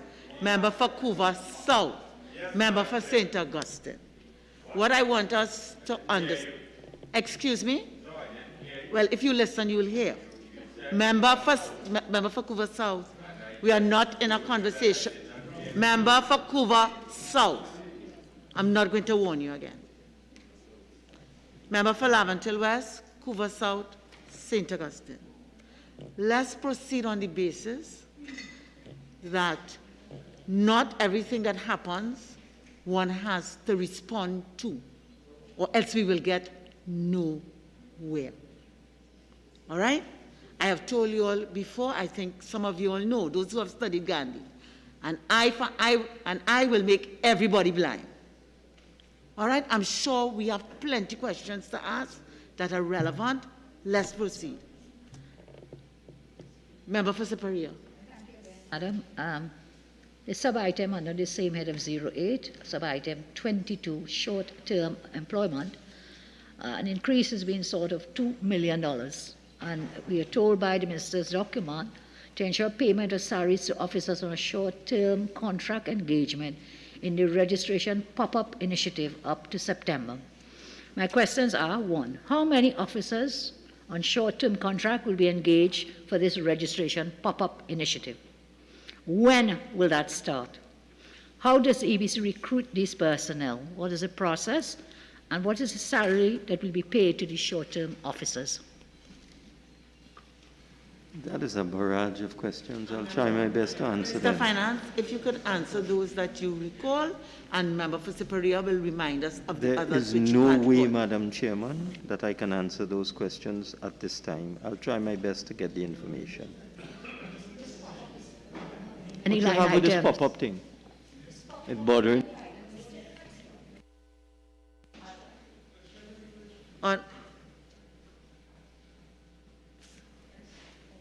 We finished, Member for Superior? All right, please proceed. Sub-item 62, promotions, publicity and printing to pay media houses for ads in respect of the registration pop-up initiative. The recently concluded Tobago elections and local government election penal debate. Can we ask, please, through you, Madam, which media houses were selected to advertise this registration pop-up initiative?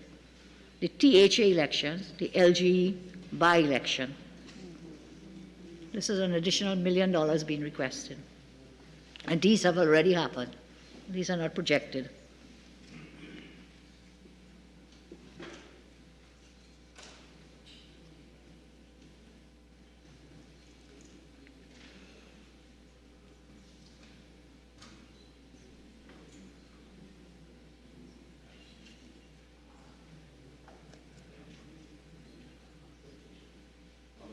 Advised these advertisements appeared in all the newspapers, selected radio stations, also e-flyers, and on television.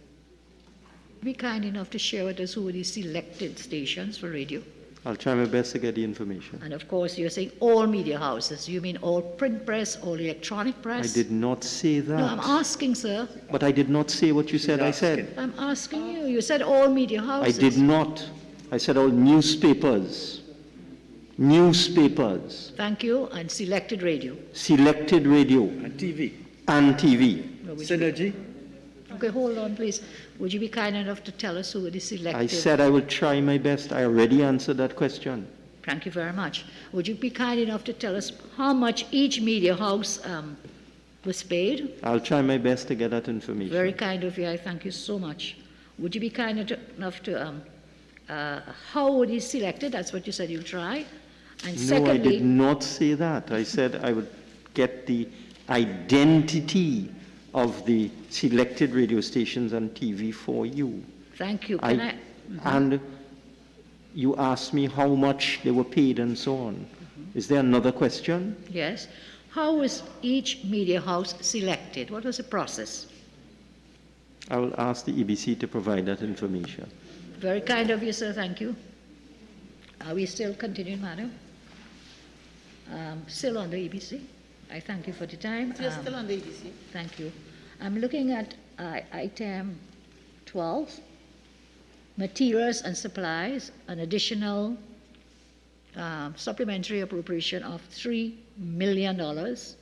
And this is to buy materials and supplies to support the registration electors exercise as well as the 22 local government elections. I would like to know, please, if Minister will be kind enough to provide a breakdown of the types of materials and supplies to be purchased for this exercise. Be able to get that at this point in time. Okay, I look because forward this to is it then. looking forward. Then would the minister know at this point in time the amounts to be spent on each of these materials and supplies proposed to be spent on each? This is a supplementation going Yes, I forward. know. I explained it is a core function of the Election and Boundaries Commission to register electors. So if one looked carefully at the estimates of the current expenditure, you will see an item called election expenses. And within that item, you will see several sub-items.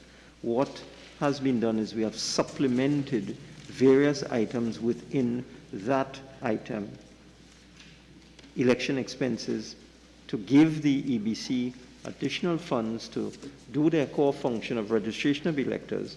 The EBC will allocate and spend that money in accordance with its normal procedures. It's a forward-looking supplementation.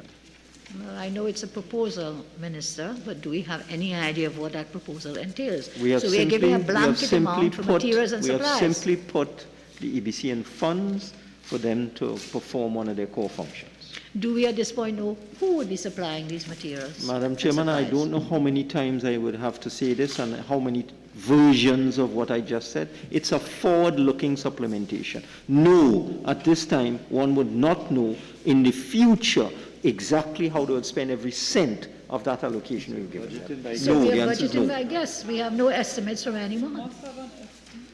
How did we arrive at this figure then? By VAPs.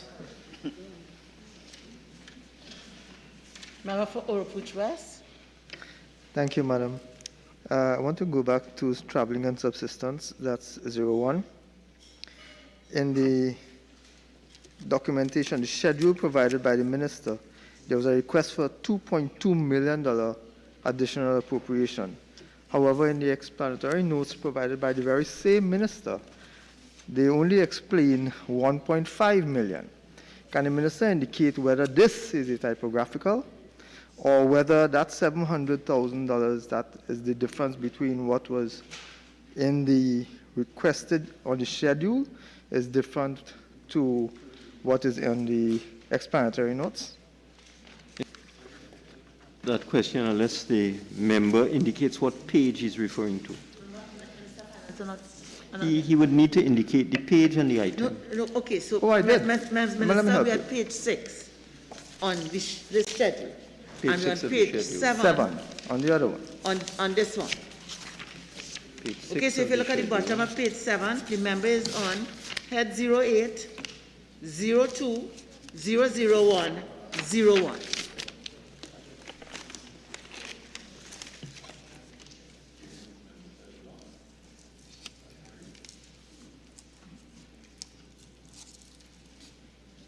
You'll have to repeat that for me. You know.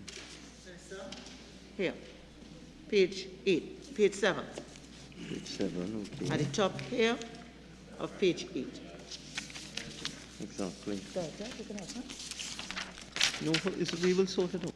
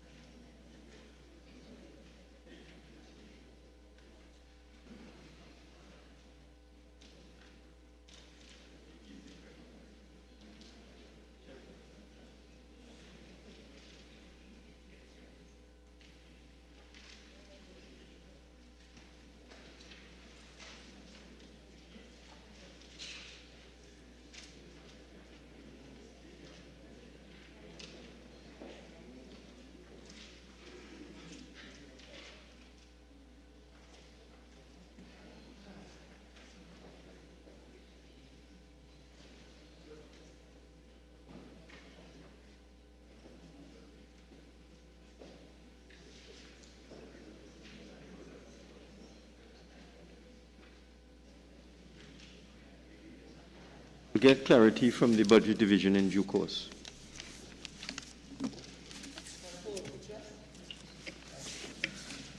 Given that this is to be approved, given that this is to be approved today for use in the debate on Monday, can the minister give us a guarantee that he will be able to provide us with that information by Monday so that we could consider it in the debate, please? Yes. Thank you. Member for Tabakit? Thank you, Madam Speaker. Earlier, I'm on line item 62, promotions, publicity, and printing, EBC. The minister said that there was no pop-up response. We will recall his semicolon. Ask you so that we'll be on the same page. There are 262, so let me know if you're under 001 or if you're under 002. 01. 001. Yes. And I just want an opportunity to put into the record a press release from the EBC where it temporarily discontinues its pilot project for the THA elections. Speaking of this pop-up initiative for the THA elections, and it spoke about meeting with the invited members of the media and political parties to sessions to highlight, to demonstrate this project, etc. So prior to the discontinuation of the project, the question we had was how much of this $1 million increase was used for the discontinued pop-up initiative in the THA election. So the minister was inaccurate to say that there was no such initiative. I'm advised that the member is completely wrong. There was no such thing in the THA election. What? Well, it is on the EBC's website. I'm advised that that is not true. Oh, okay. The advice is very wrong. I'm advised that what you're saying is incorrect. The EBC is right here and they're telling me what Minister of Finance. Member for Barataria, San Juan.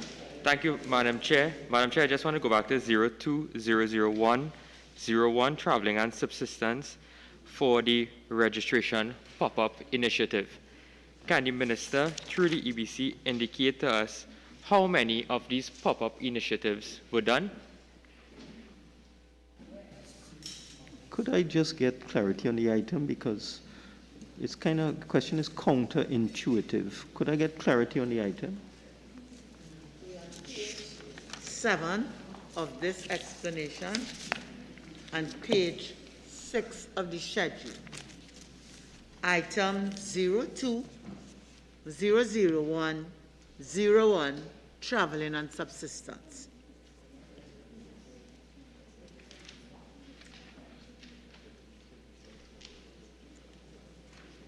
Right. The reason why the question was counterintuitive, this is going forward to September 30th, 2022. So one cannot ask a question how many has been done or have been done when this is to supplement them to September 30th, 2022. So the question cannot be answered. So, Minister, are you saying that there were no pop-up initiatives for the fiscal year?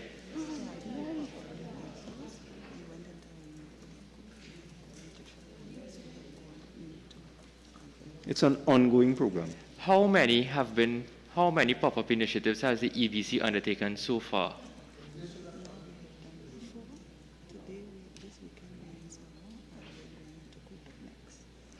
I'm advised they will be coming into your constituency this weekend. I am aware, so I'm asking how many before? How many before San Juan? 4. I answered. I gave him the answer. Yes. There were 4. And which constituencies were those initiatives undertaken in? They are done according to registration area, which could encompass and does encompass a number of different constituencies. Yeah. Now I'm asking, those registration areas belong to various constituencies. Can you tell us which constituency the exercises were undertaken in? The 4 constituencies. Answered you. I have said these are done in registration areas, which would involve several constituencies. Which registration areas have the exercise been undertaken in so far?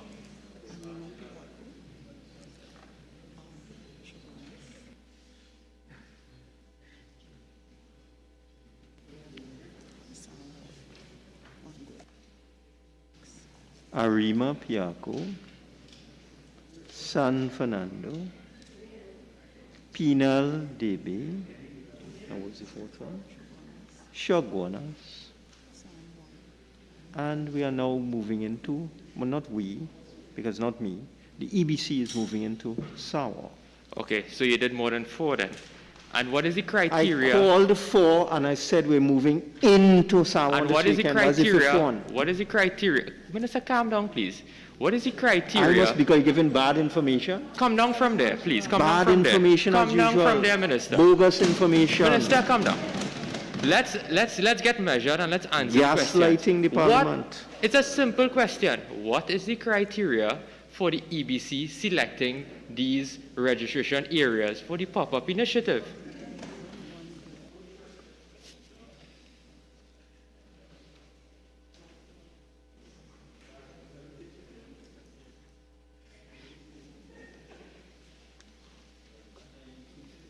As I indicated earlier, these initiatives are to deal with the backlog of appointments in various registration areas. The decision of the EBC, I'm advised, to go into various areas is based on the waiting time for appointments in the various areas. So the EBC is going into the areas where there is significant demand and a long waiting time. That is the policy they are using to select registration areas for the pop-up initiative. And Madam Chair, I just want to move to another line item. 0300104, other minor equipment, the increase of $2.3 million. Does this line item include the cost for the rental of cell phones in the recently concluded THA election for a pilot project to get real-time data out of polling stations?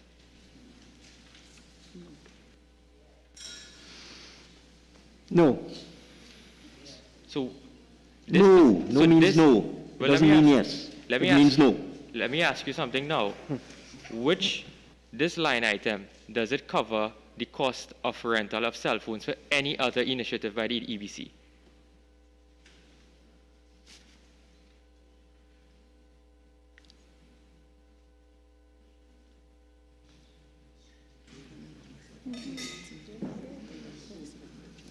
This is for cell phones given to returning officers and an upgrade of the telephone systems in the EBC. And are these for purchase or rental of the cell phones?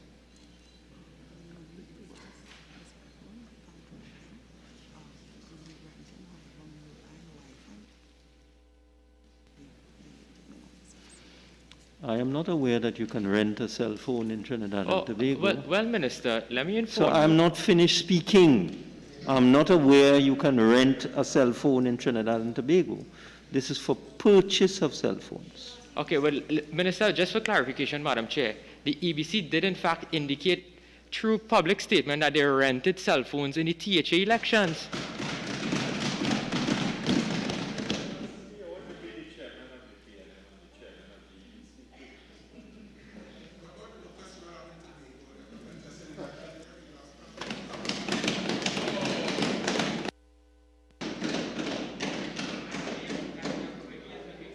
Advise, Madam Chairman, that is a figment of the member's imagination. It is simply not true.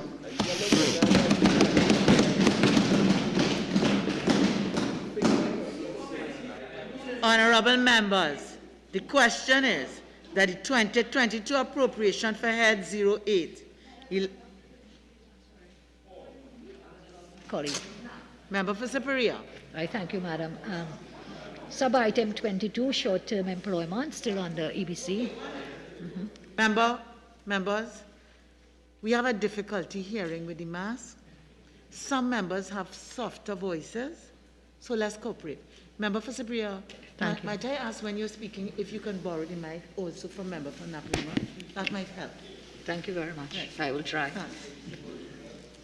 Short-term employment, which is sub-item 22 under the same head of the EBC.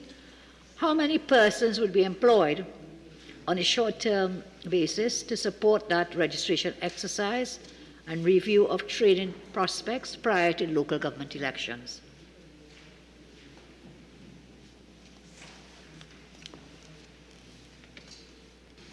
The EBC has advised that it's still in the process of finalizing the numbers, and therefore the information is not available at this time. Thank you. And I noticed $7 million, an increase of $7 million. If we don't know how many persons, how did we arrive at $7 million increase for this short-term employment?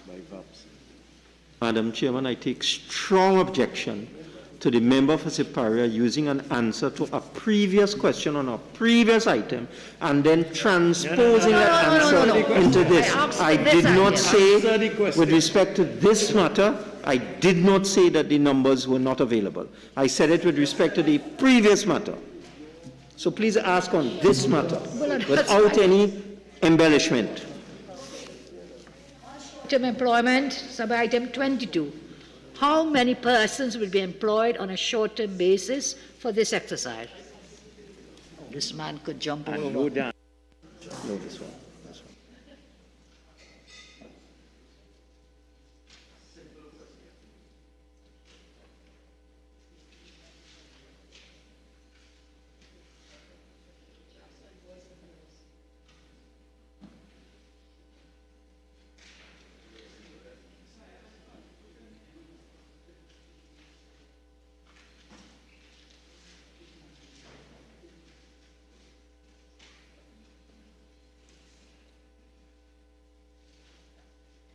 The target they're looking at is 100.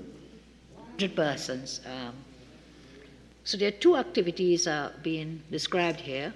One is review aspects of trading procedures, and I think the second one is support the registration of electors and review the training. Do we have an idea of how many for each activity? You said 100. So 100 people are going to be paid $7 million. 100 in total, built up in batches of approximately 30. Okay. If I understand you correctly, because you say we're not hearing you, are we saying we're getting an increase of $7 million to pay 100 people?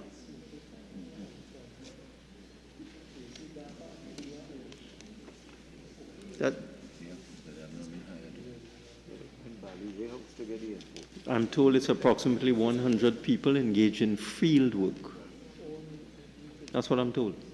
Thank you. And how would these persons be recruited? Usual procedures.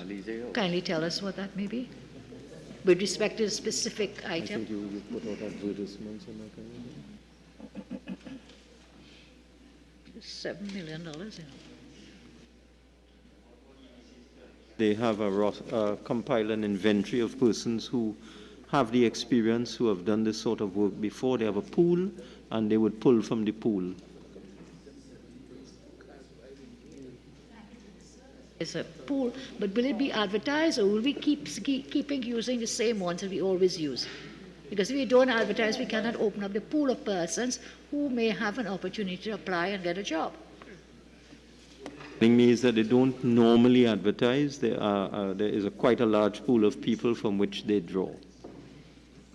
And I just suggest maybe you may want to consider and give other people an opportunity too. So, no, it's a suggestion. With the greatest of respect. Suggestions in this committee? With the greatest of respect. Well, I'm certain that the EBC will take your suggestion very seriously. I'm sure they will take your suggestion seriously. Thank you very much. Professor Bria, are you finished? Honorable members, the question is that the 2022 appropriation for Head 08, Elections and Boundaries Commission, be supplemented by the sum of $23,525,000. Those in favor say aye. Those against say no. I think the ayes have it. Head 08, Elections and Boundaries Commission, has been supplemented by the sum of $23,525,000. Thank you, Minister of Finance. Thank you for the team from the Elections and Boundaries Commission and the Chief Elections Officer. Head 09, Tax Appeal Board.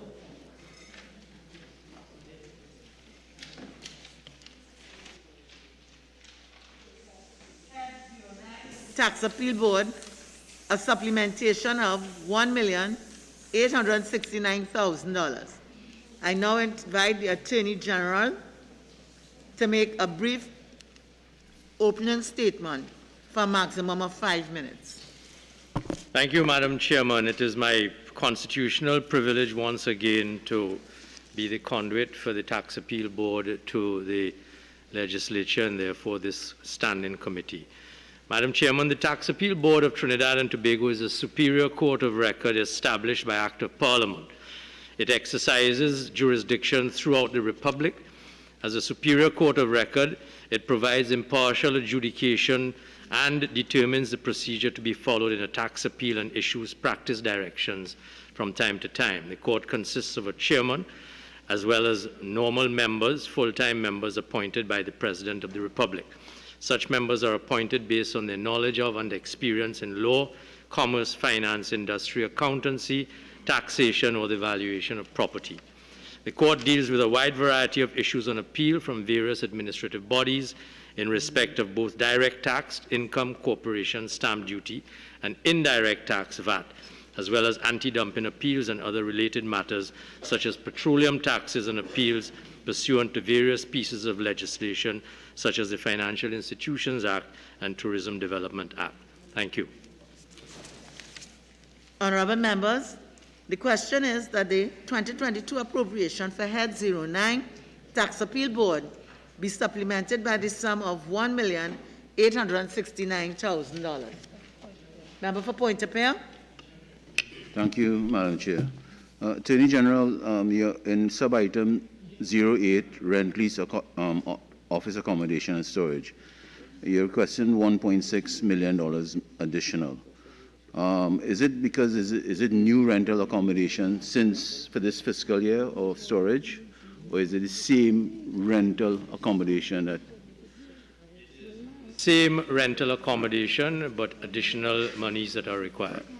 And was there any rent increase in this fiscal for those properties? The original allocation received was for the period 2021 to 2022, which took us up to, well, took the Tax Appeal Board up to its payments to the 31st of December 2021, and the additional funds which are being required will cover rent from January 2022 to September 2022. Thank you, Attorney General. But the question I'm going to ask now, why, when we were budgeting back in October, the entire allocation for fiscal 2022 was not made in the original budget allocation? Request was made, but the entire allocation was not approved. Okay, thank you.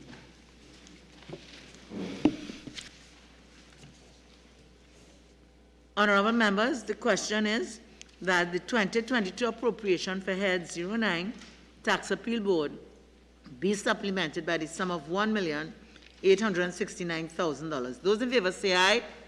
Those against say no. I think the ayes have it. Head 09 Tax Appeal Board has been supplemented by the sum of $1,869,000. Thank you, Attorney General. Thank you, Registrar of the Tax Appeal Board. Head 11, Registration, Recognition, and Certification Board.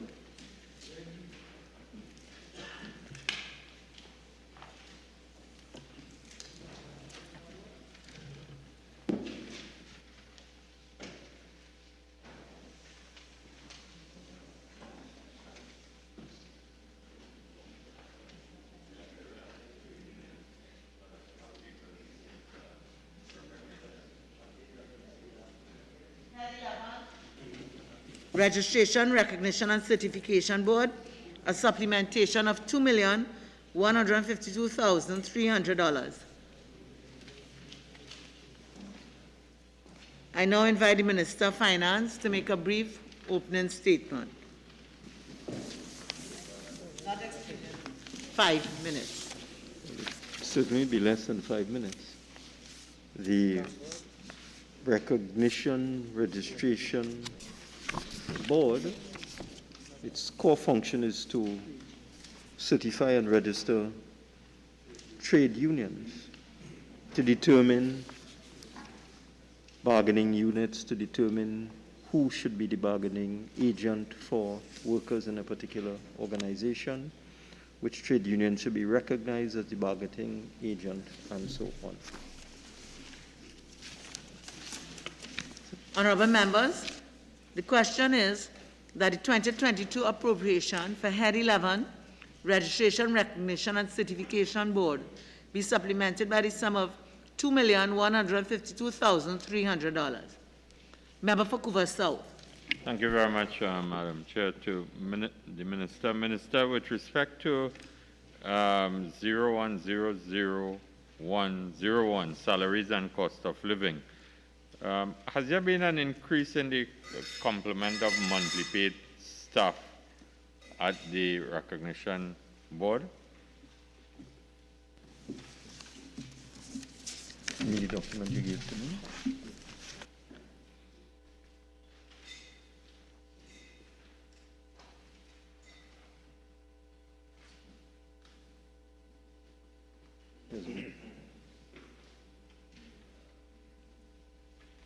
No.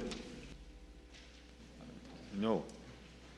So why is this $551,600 needed? The allocation was inadequate. The allocation was inadequate. All right.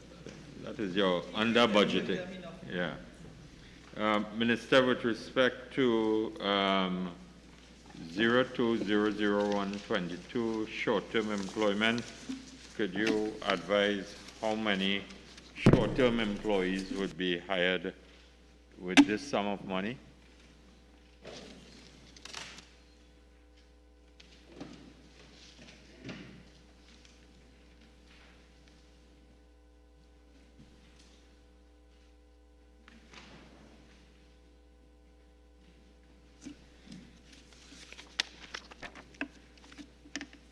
At this point in time, the number is 36, but it may increase during the fiscal.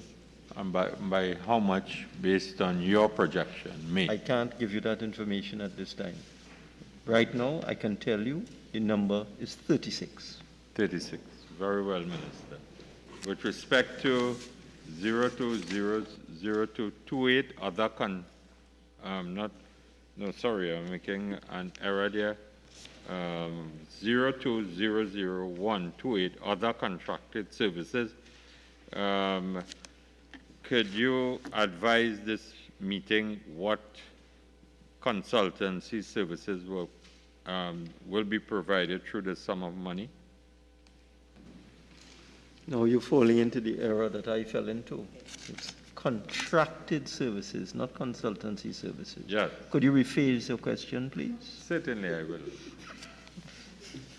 What consultancy services? Yes.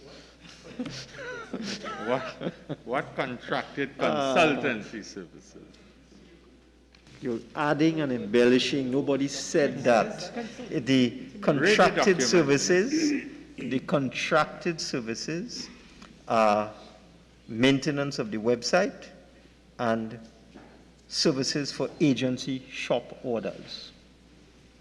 Agency shop orders? You should know what that is, right? Yes, I'm very familiar, Okay. Minister. Thank you very much. Thank you. Honorable members, the question is that the 2022 appropriation for Head 11, Registration, Recognition, and Certification Board be supplemented by the sum of $2,152,300. Those in favor say aye. Those against say no. I think the ayes have it. Head 11, Registration, Recognition, and Certification Board has been supplemented by the sum of $2,152,300. Thank you, Minister of Finance, and thank you to the representatives from the Registration, Recognition, and Certification Board. Head 12, Public Service Appeal Board. Head 12, Public Service Appeal Board, a supplementation of $1,005,400. I will now invite the Minister of Finance to make a brief opening statement for a maximum of 5 minutes. Minister of Finance. You want me to do that? All right. No problem. The Public Service Appeal Board is exactly what its name implies. It deals with appeals from public officers within the public service. Members, the question is that the 2022 appropriation for Head 12 Public Service Appeal Board be supplemented by the sum of $1,005,400. Honorable members, the question is that the 2022 appropriation for Head 12 Public Service Appeal Board be supplemented by the sum of $1,005,400. Those in favor say aye. Those against say no. I think the ayes have it. Head 12 Public Service Appeal Board has been supplemented by the sum of $1,005,400. Thank you, Minister of Finance, and thank you to the representative from the Public Service Appeal Board. Head 13, Office of the Prime Minister.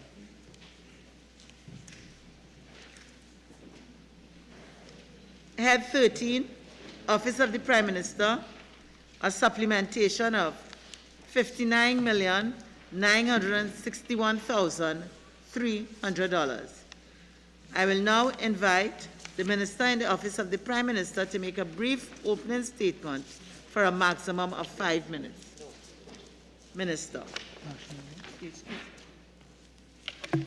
Thank you very much, Madam Speaker. Madam Speaker, the Office of the Prime Minister, Madam Chairman, the Office of the Prime Minister, as persons know, is the support, administrative support for all that the Honorable Prime Minister does.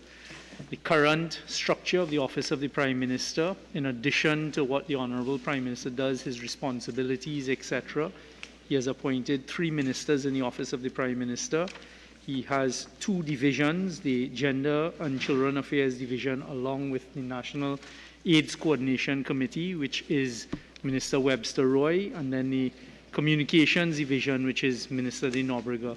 I provide support for the Prime Minister out of the Office of the Prime Minister as he requires it and wherever he needs me to go. Thank you. Honorable members, the question is that the 2022 appropriation for Head 13, Office of the Prime Minister, be supplemented by the sum of $59,961,300. Member for Superior. Thank you very much. This is Head 13. Is it Head 13. Thank you very much. Head 13, I'm looking at 02001 23, sub-item 23, with respect for an increase being asked for of 4.2, just over $4.2 million, with respect to facilitate payments of fees to commissioners and legal counsels with respect to the commission inquiry about the Point Fortin Highway. My question is, please, Madam, through you, what is the total sum of monies paid to the commissioners and legal counsels to date?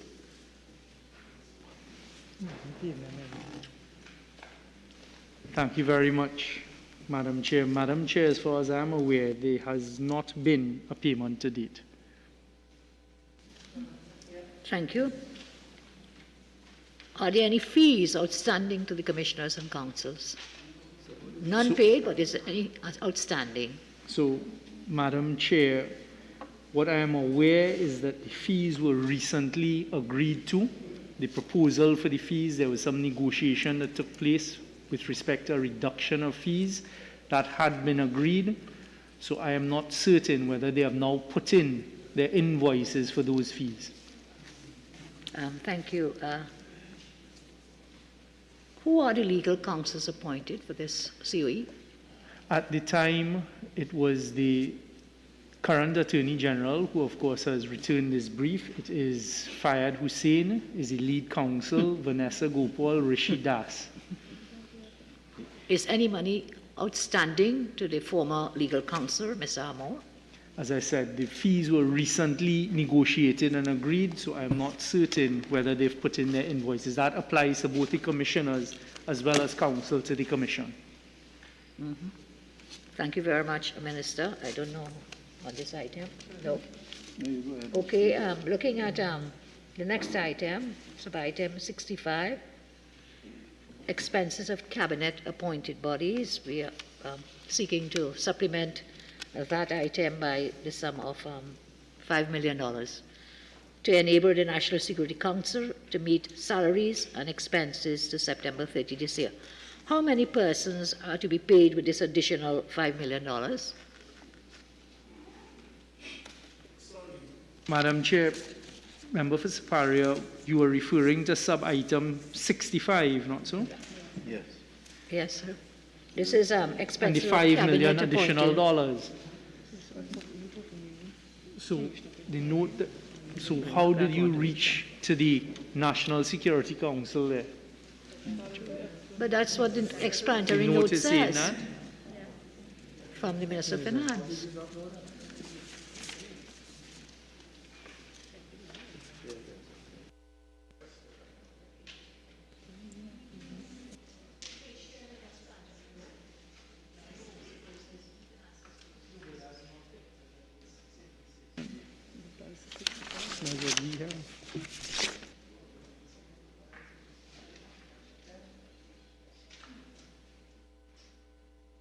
Sorry, just give me 1 second.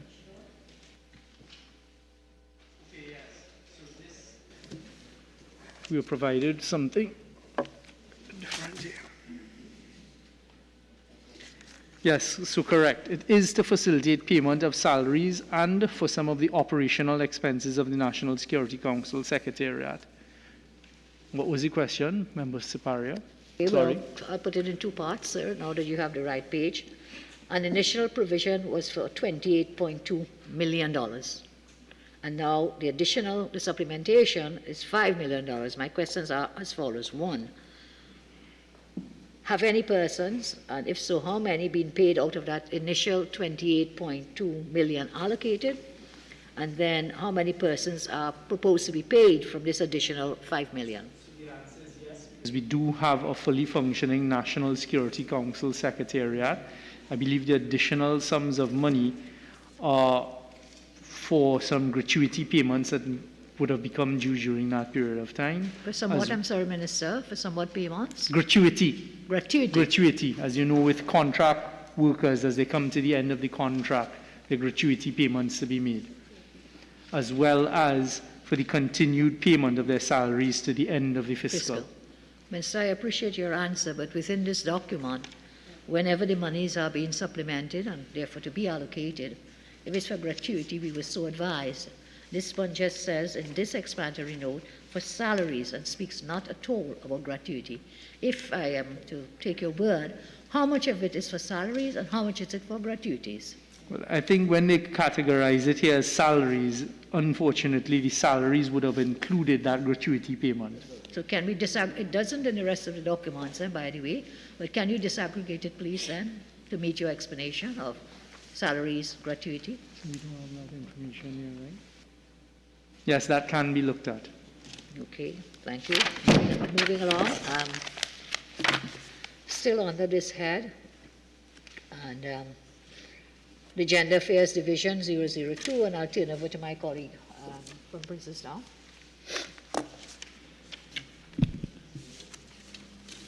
Honorable Minister, in light of line item 00503, contributions to non-profit institutions. Yes. Yes. The question here, Honorable Minister, is there's a breakdown of several children's homes in terms of the contribution. Can you indicate whether any of the homes here listed are unlicensed? No, we didn't hear you. Unlicensed, sorry. If any of those listed here are unlicensed. Yes, some are unlicensed. Can the Honourable Minister indicate which ones and the sums of money that these unlicensed homes will receive? I could give you the number of homes that are currently unlicensed, but to give you the names right now, I could give you the number. Okay, sure. If you can share with us the names that are Yes. which are unlicensed. So 16 are unlicensed and 23 homes are licensed. And you can't share with us which ones by name. I don't have it name by name right now. But the two listed here, Honourable Minister, 0400505, say Dominic's Children's Home, 208. Those St. Dominic's and St. Jude's, they receive subvention. You mentioned before 003, which is contribution to non-profit children's homes, right? That is the payment per child system. Okay. So that would factor into those homes that are not the states. Okay. Minister's line item 04-00703, the Children's Authority, with a supplementation of $22,397,000. On the last occasion we had the Standing Finance Committee, you indicated that there were several vacancies in the Children's Authority. Vacancies. On the last occasion, you told us that what was being supplemented then was to fill these vacancies. Can you tell us how the $22,397,000 will address the challenges at the Children's Authority? So, okay, this $22,379,000 would go towards outstanding gratuity commitments, outstanding fees and expenses, outstanding payments of goods and services, and other items required, finances required for the Children's Authority. Minister? At present, at present, the Children's Authority, they currently have 270 staff on contract and 63 independent service providers, and they intend to continue recruiting. Can you tell us how many vacancies there are? I don't have the exact figure for the number of vacancies right now. Would you be able to give us the undertaking to share that with before the debate on Monday? I will try my best.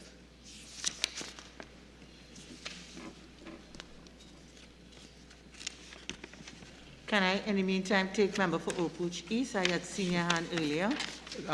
Thank you very much, Madam Chair. Just again a clarification.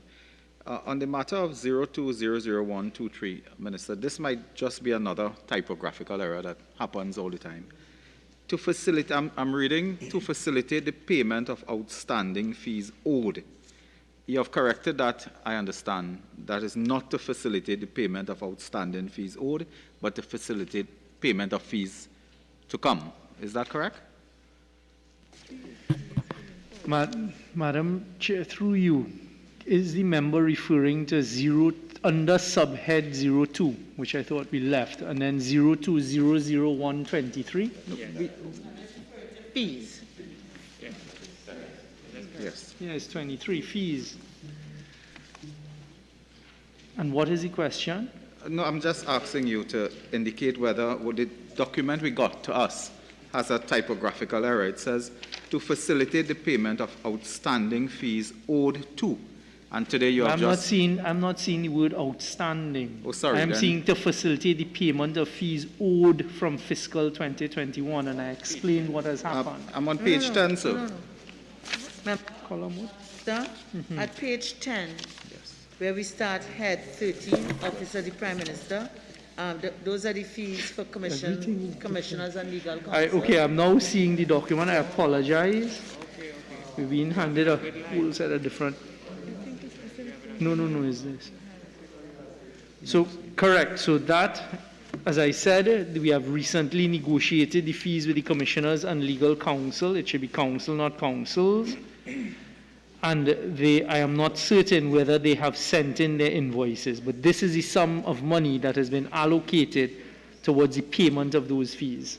Minister, again, I don't want to stay forever on this, but so the document we got is erroneous. It is not outstanding fees because they cannot have put outstanding fees. It is for fees to come, correct? So as I said, and I'm repeating, hopefully for the last time, I am not sure whether the commissioners and legal counsel have sent in their invoices as yet. But, okay, are you sure So yes, I see what you're seeing, that the document in front of us talks about outstanding fees, but I have provided you with the explanation as to what I know to be the facts.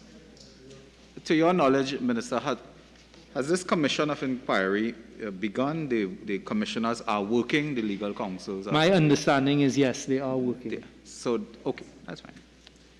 Member for Superior. Yes, ma'am, we are still under the Office of the Prime Minister. I thank you very much.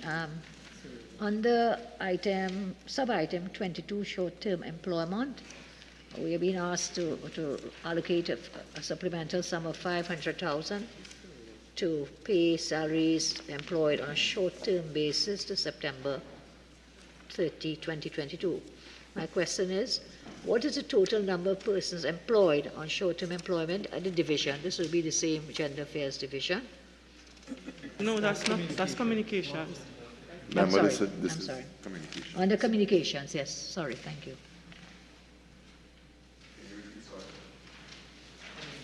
I am looking at sub-item 22, Minister, and I'm asking this additional monies to pay salaries to persons employed on short-term basis. My question, what is the total number of persons employed on short-term employment at the division?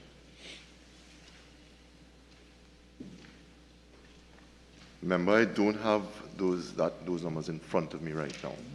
I can get that for You you. can provide it in time for next week. Thank you. Secondly, how many short-term employees were hired in fiscal 2022? Those definite figures as well.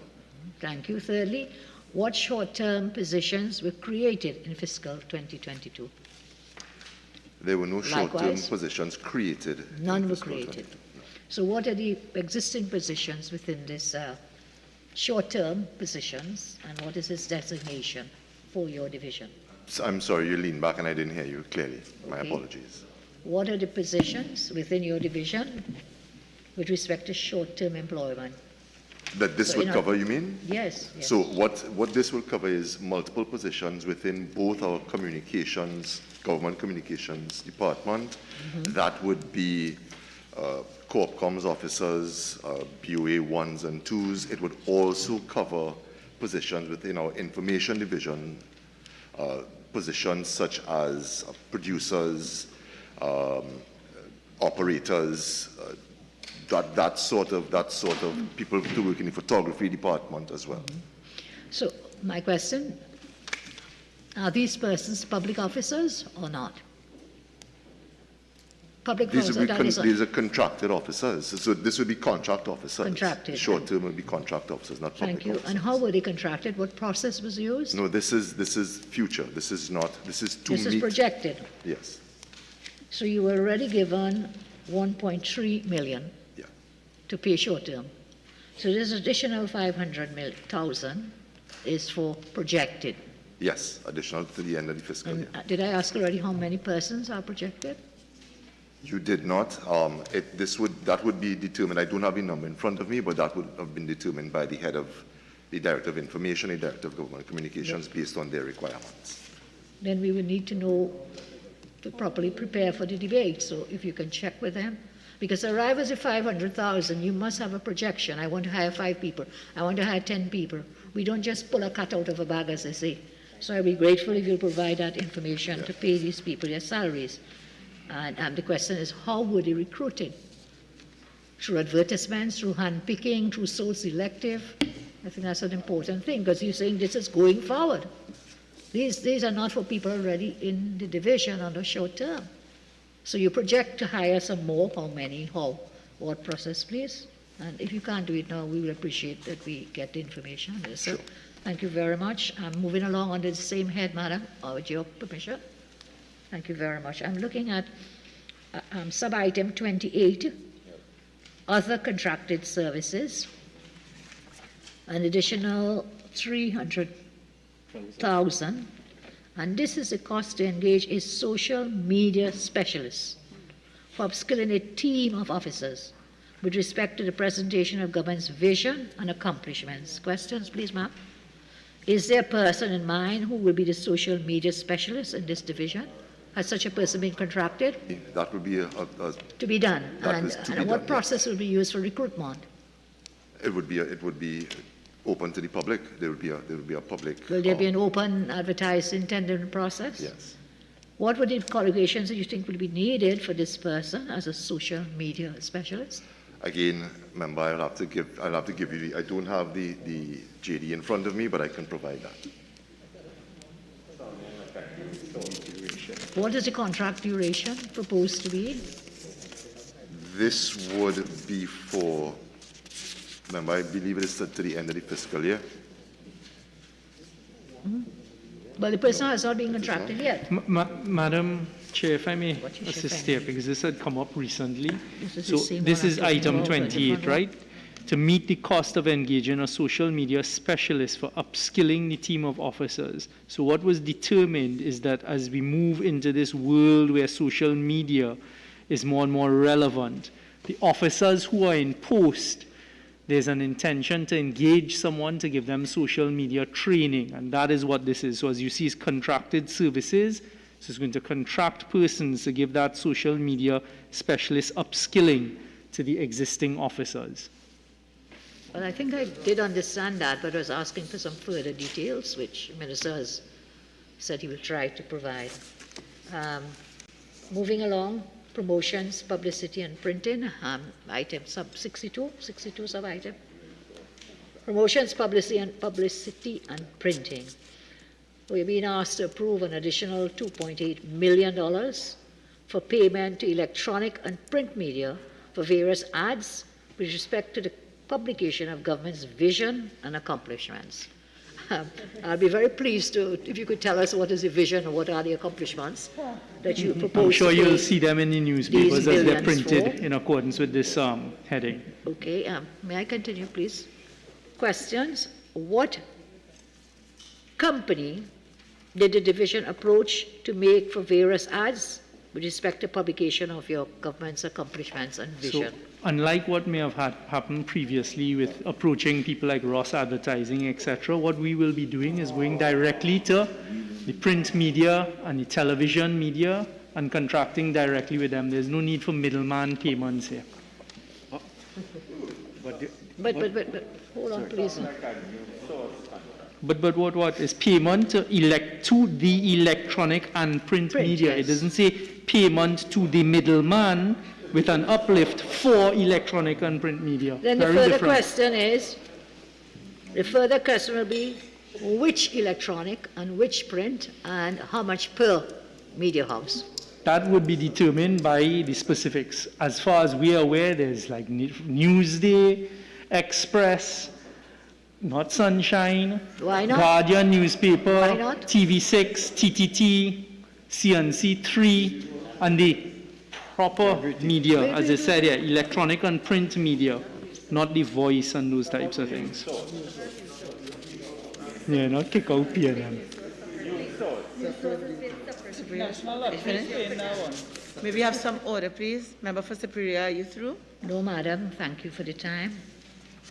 What was your method for selecting these media houses? Established media houses. What is established? As I just said, it's like the Guardian, the Express, the Newsday. No, but how do you define established? How do you define established? You said you use established media houses. What is your criteria that qualifies someone to be an established media house? Thank God we will figure that part out. You will figure it out? No, the public servants will figure that out. We in the government know what are established media houses. If you, as the leader of the opposition, have a difficulty with that, I can understand. I can begin to understand. Okay, so let's have some order. Member for Superior. That is not good enough, Minister, but Not that's for your you. usual way. That's your usual way. You will not answer. It's not Ernie Ross. And you will hide behind other things and distractions. So, Member, what was your method for selecting? You said established. I'm asking him Minister to kindly define what he means by established. Is News Source established? Is who? Oh. Kick out PNM? News Source. No. So, Member for Superior, can I invite somebody else at this stage? I'll come back to you. Is still Let an me just item finish 62 that, Sean, and then I'll you let can you move. complete 62. Why is it I'm annoying somebody? Why are you asking me to give way to someone else? No, the intervention is 5 minutes, and I have a list of other people. So what we do is sort of rotate, so everybody gets. So can I finish with this line Yes, item? that's why I say you may finish 62. Thank you very And much. then, yes. How long will the ads be placed on the electronic and print media? What period of time? As long as is needed. Some ads may be 1 day, some ads may be 2 days. It really depends. No, not per ad. The period of time you propose for Well, this these is for ads the to run. this is from now till the end of the fiscal. The So this fiscal has not- ends in September. Has not yet started?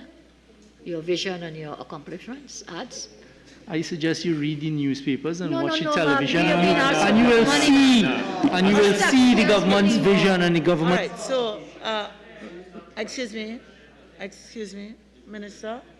Let's try and answer the questions in a way that it achieves the objective and the members of the public who are watching can also benefit. All right? Let's try and keep away from any sort of personal invectives. Okay? Niceness or something? Come on. Member for St. Augustine? If you would allow me on subhead 04, current transfers and subsidies, item 005, where you have contributions under sub-item 03, 05, and 10. Madam Minister, through the chair, given the findings of the recent report that only 18 out of 39 children's homes who are receiving funding from the government are not registered, what percentage of the monies being allocated here will go towards bringing these institutions up to a standard in order to meet the requirements to get registration? Thank you, Madam Chair. So under 03, which is contribution to non-profit institutions, children homes, that is primarily, that's the payment per child system, and that's where we use money towards the child's direct needs. So that's the food, clothing, shelter. A small portion of that goes towards assisting in paying for staff and some of the overheads at the facility. The other two you mentioned, St. Dominic's and St. Jude's, that's 05 and 10. That is subvention towards those institutions to help them with psychosocial intervention as well as running of the institutions. So in terms of working out a percentage, I can't work out a percentage, but I just explain what the money is used for. Will any of the money go towards, even if you can't say the percentage, will any money go towards bringing these homes up to standard to meet the requirements to become registered? For the Saints, the St. Jude's and the St. Dominic's, Any of them? Yes, no, Yes. I have to explain. For the Saints, because that's a subvention, some of the money will go towards that. As I would have mentioned under the 03, which is the payment per child system, that is primarily towards the child's needs. Yes. What we did in the past is that we had a grant funding where homes could have applied for assistance. We are considering that again to help to bring them up. So the answer is none of this money will go towards. This is primarily for the children's care. Can I ask, because of the way it's stated here, it's not your fault, it's stated in bulk. Can you provide a breakdown for the money allocated here in terms of what it will be used for under 03, 05, and 10? We give them that by Monday. I could get the information for you, but I'm not sure if you'll be able to get it for Monday. All right. Can you also provide that for sub-item 03 under 007? That's Children's Authority. The Children's Authority. No problem. Yes.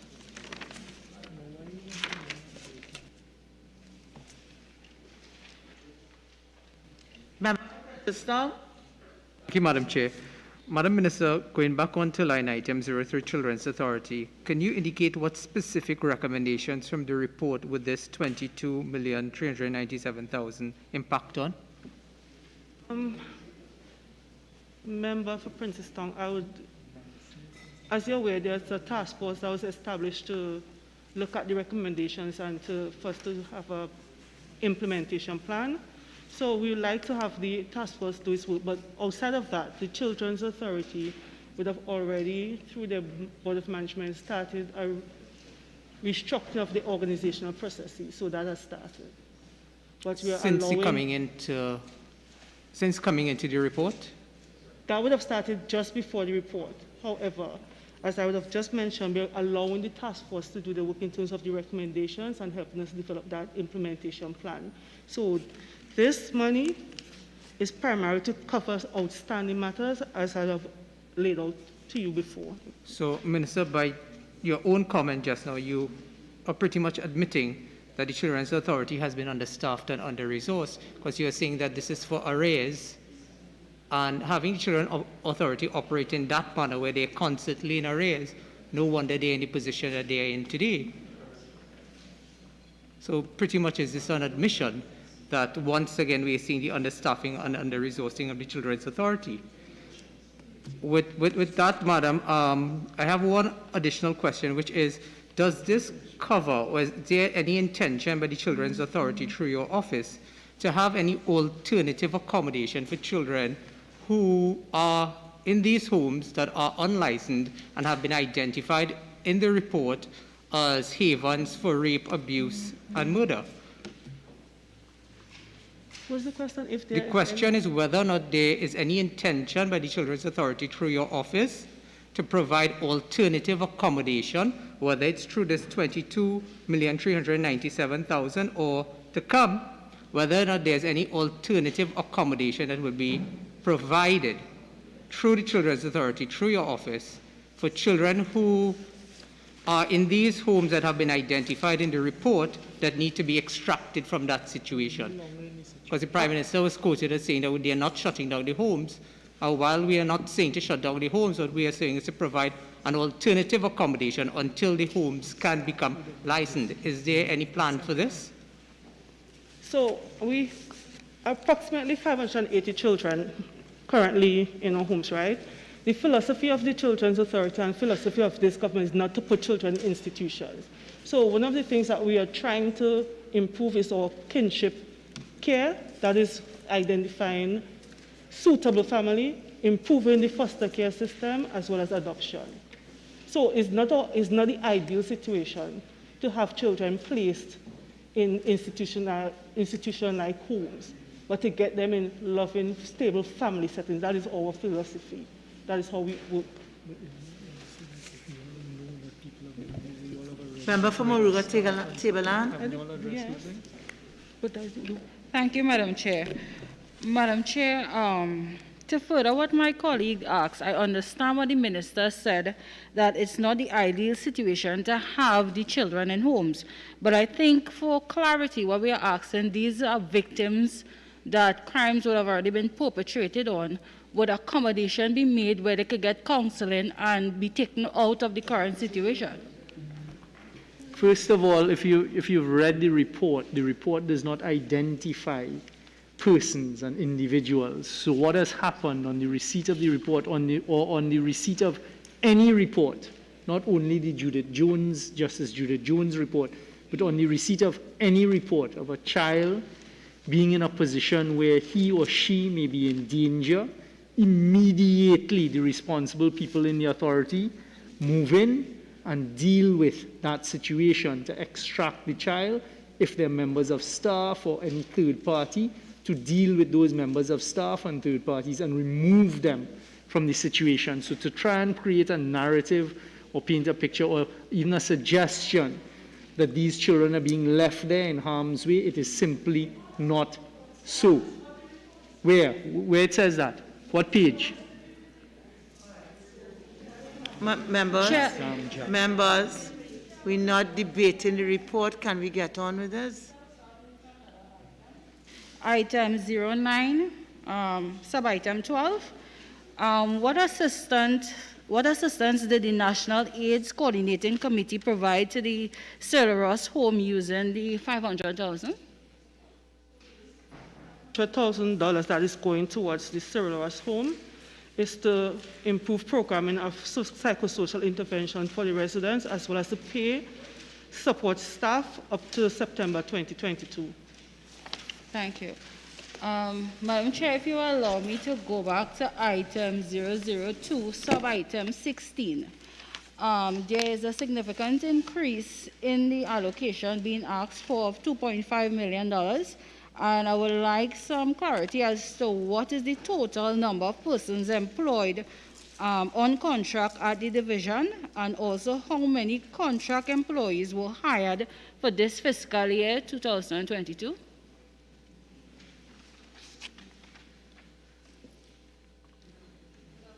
Numbers and send it to you. That's contract on the agenda.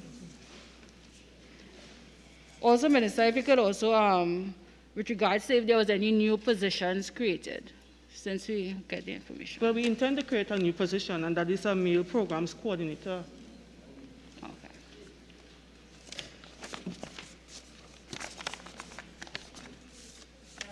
Manzanilla. Thank you, Madam Chair. Question asked and answered. Member for Point Appeal. Thank you, Madam Chair. Minister, under line item, transfer to state enterprises, sub-item 09, Udicot interest payment on a $500 million loan. Could you just refresh our memory what that loan is about, firstly? The $500 million. Unguaranteed loan for $500 million at an interest rate of 3.78%. It's a 7-year loan taken out in August 2021. And what was the project for, that loan was for? Udicot, as you know, falls under the Office of the Prime Minister. Udicot have ongoing projects that they're managing as well as in charge of. So it was towards those projects being, it's not for a specific project. It's the Udicot's cost, etc., for maintaining properties, etc., etc. Government campus and these types of things. Okay. So yeah, could you give us a breakdown if you don't have it now? We could. A breakdown of what the makeup of the $500 million loan. It's just a loan for $500 million for Udicot to do its business. Okay. Minister, the interest payment on that loan is paid annually, or it's paid quarterly, or it's paid? It is.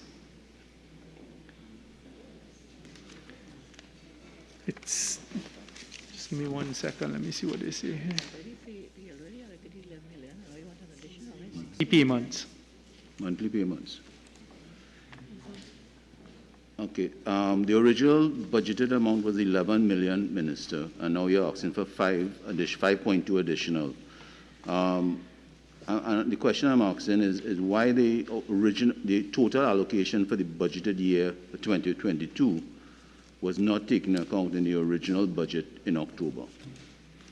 So in putting together the budget's division would know what they're doing, and the budget's division have provided for these interest payments at this period of time in the mid-year review. I can't answer why it is that they didn't provide for it in the original. Okay, so I'm assuming that Udicot through the OPM would have put in the original amount.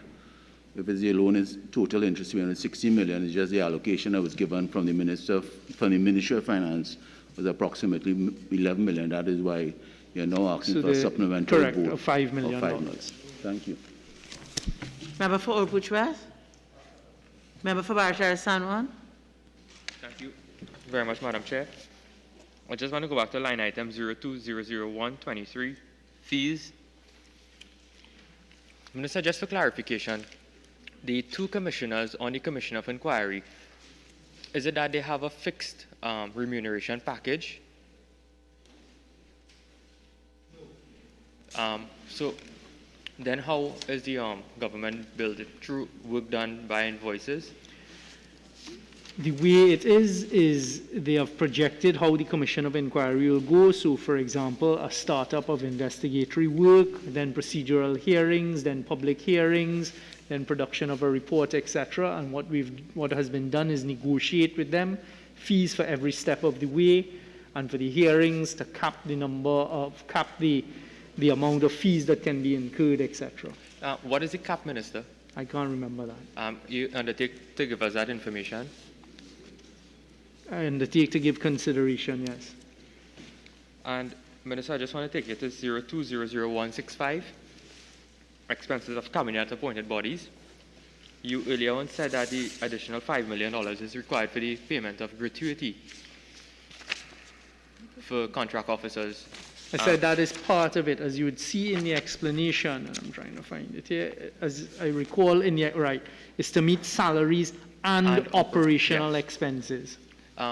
Do you have a breakdown of those expenses in which this particular National Security Council Secretariat would have incurred? Because it's a very high figure. That is not a very high figure, no. Of $5 million for the National Security Council? I recall in the period pre-2015, the rental of helicopters being done by the same National Security Council without going to cabinet, and that was hundreds of millions of dollars. In this house that we can't go back hundreds of under millions of dollars. the So previous I fiscal don't years. think $5 million is a lot. Madam Chair, can we have a ruling whether the minister could go back to previous fiscal years? Jeez. Member for Opuchi. Thank you very much. Minister, on this matter on page 12, 041109, UDICOT, could you indicate the name of the financial institution that provided the loan facility? Answer Merchant Bank. Thank you. Could you indicate now or undertake to provide the details of the projects and or use of the $500 million loan facility that UDICOT would have indicated to the financial institution? No, as I said, this is a loan that was taken out. It's a government-guaranteed loan for UDICOT. UDICOT has expenses that are being incurred on a daily basis as they manage many projects. Some of the projects they are carrying the cost for, so it was just to go into UDICOT's expenditure stream for them to continue doing what they're doing. So it was not an identification of an exact project or projects and stuff like that. Could you undertake to provide some detail as to what specifically the $500 million, $500 million, would be used for? For UDICOT to pay the expenses that they have during the projected period, yes, we can give consideration and we will look at it to see if UDICOT can provide that breakdown. If they can? You said they'll look at it to see if they can provide. Well, you remember when you was a Member for Superior. Sub-item 09, ministers indicated, was it Answer Merchant Bank as being the persons providing the loan? Was there any agency who brokered that loan? Agency? No. No. No FCB? No. NCB Global? No. No. Just no, thank you. Oh, No, please, no, just and no. answer. Thank you. Member. 3 no's. Member for Superior, are you finished? Thank you, ma'am. You finished? Yes, ma'am. Okay, Thank you sir. very much. Member for Naparima. Item 02003, sorry, yes, 0200362, promotions, publicity, and printing, 2.8 million, to facilitate payment to electronic and print media for various advertisements with respect to the publication of government's vision and accomplishments. I heard the minister in his response indicating that he would take out the middleman, i.e. the advertising agency, and go directly to the media. Is the minister aware that it is the advertising agencies get lower rates than if someone were to go directly to the media? And they're listening and they are aware of that procedure which exists in England and in Trinidad and Tobago. That may be so in your time. This government has negotiated with the media houses for lower fees because of the amount of work that the government can potentially offer. So as I say, we took a decision to cut out the middleman, like the Ernie Rosses, the Ross Advertising, and those types of firms, because from what we saw, and it's a public record, there's a huge escalation, so it wasn't cheaper. Would you give an undertaking to examine both avenues to ensure that the government gets value for money? And that's all I'm asking. I can give an undertaking now that this government is always concerned about value for money for taxpayers. And the second question is, when you talked about the preferred media, I didn't say preferred media. I said established media. Established preferred media. is a term that you all would use. So when preferred contractors and preferred this, preferred that. I said established. Madam Chairman, that is annoying and disgusting. I As are consider you. myself.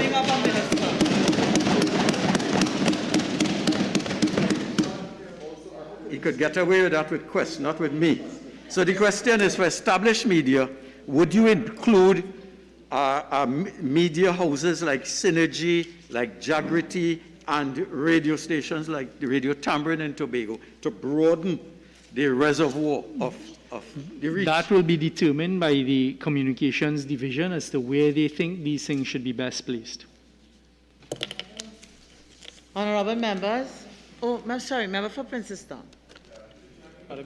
Madam Chair, just one last question on the Children's Authority 03. The Honourable Minister spoke about children who have been extracted from these homes that are listed in the Children's Report. Can the Honourable Minister say, since receiving the report in December of 2021, how many children have been extracted from children's homes who have been placed at risk? Member, Minister, member, as I said, we're not debating the report. Okay, we're dealing with the allocation. I'm sure your question is an important question, and I'm sure you have other avenues to ask it other than the Standing Finance Committee, where that is not an issue for what we have before us. Thank you, ma'am. But the Honourable Minister raised the issues that I was just asking for clarification since the Minister raised it. Honourable members, the question is that the 2022 appropriation for Head 13, Office of the Prime Minister, be supplemented by the sum of $59,961,300. Those in favour say aye. Those against say no. I think the ayes have it. Head 13, Office of the Prime Minister, has been supplemented by the sum of $59,961,300.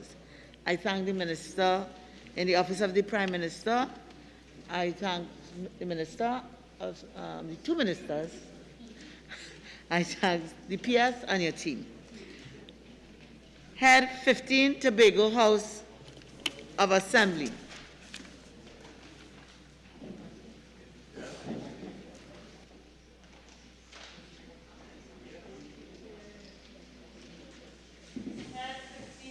Tobago House of Assembly, a supplementation of $60 million.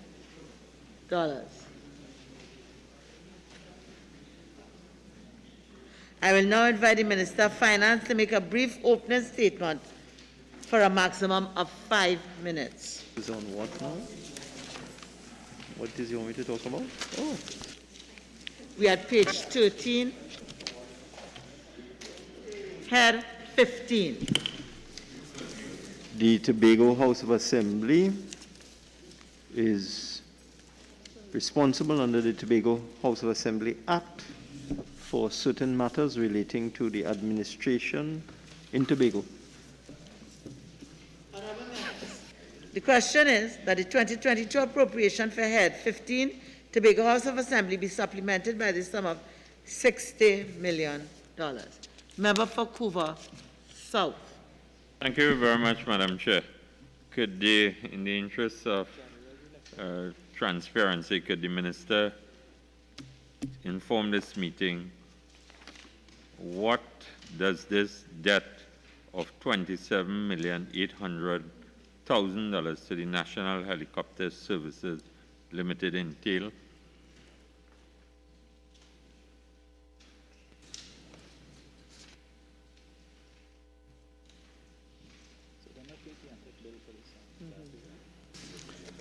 These are arrears owed to National Helicopter Services over the last 2 years. Arrears for, Minister? Arrears for transport of patients from the Scarborough General Hospital to various institutions in Trinidad. Okay. When services are not available in Tobago, when certain tertiary health services and other specialized services, other forms of acute care are not available in Tobago, there's an airlift to Trinidad, and they use the National Helicopter Services Limited to airlift the person to the relevant medical institution in Trinidad. And how many patients have been airlifted for this period? That the helicopter made an average of 10 trips monthly in 2020 and 5 trips monthly in 2021. So I can't give you precise figures on the total number of patients airlifted, but this is the information I have. 10 trips per month in 2020, 5 trips per month in 2021. Thank you very much. With respect to, Minister, with respect to this 19 million that is owed to During the PNM's TNTech between 20, I noted is between 2017 to 2021. So that is really during the PNM's tenure as it relates to the THA. Could you advise if this is the current outstanding debt?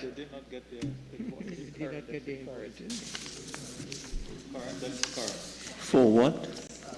Is this $19 million the current debt that will be fully settled? But to who? This item, if you looked at it very carefully, this item speaks to both TNTech and gratuities. What are you talking about? No. You see, you are not listening. You are not listening, Minister. $19 million I pointed you. Put on your glasses. Are you all finished? You are referring to the amount owed to TNTech? Yes, certainly. And what are you asking? Is this sum of $19 million, will it settle all outstanding debts to TNTech? TNTech is owed $137,510.74, and therefore it should be enough. Mr. Minister,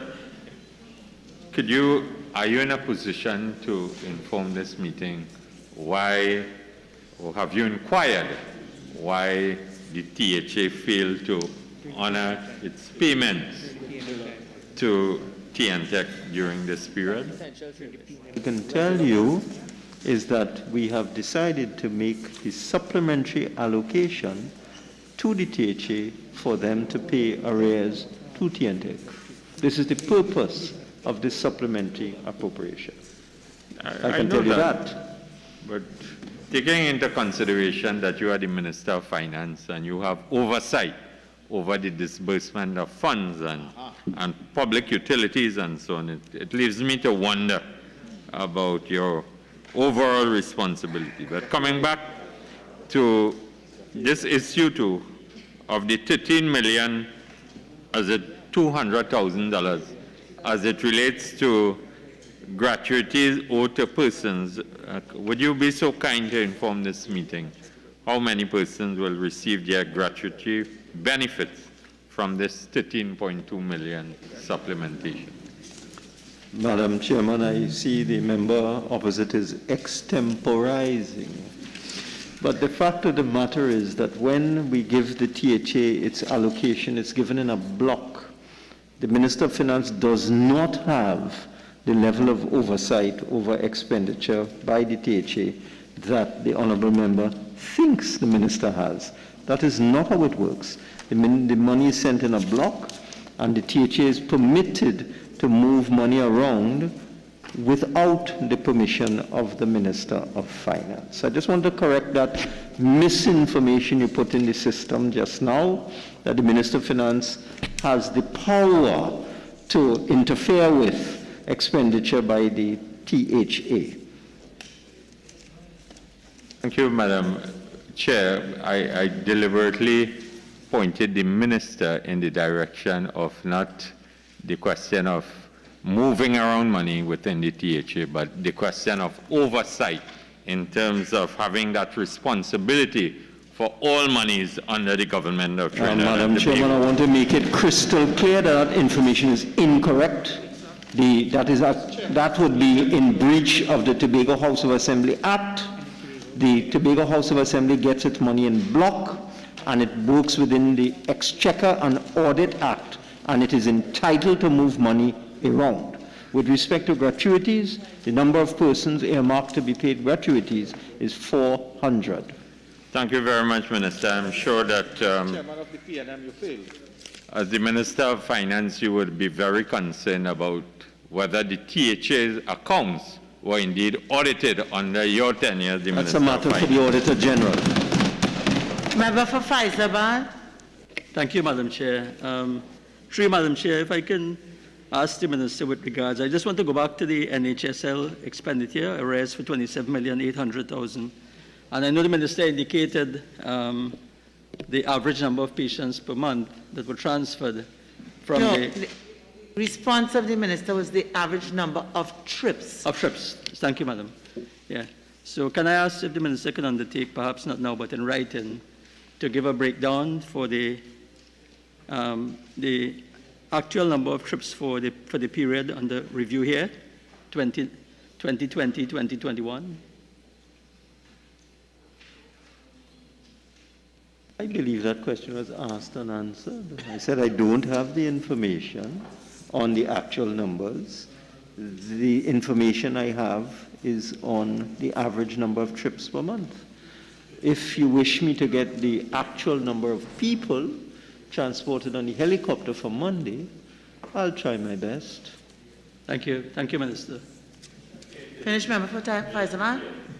You finished? Thank you. Yes? Member for Princess Town.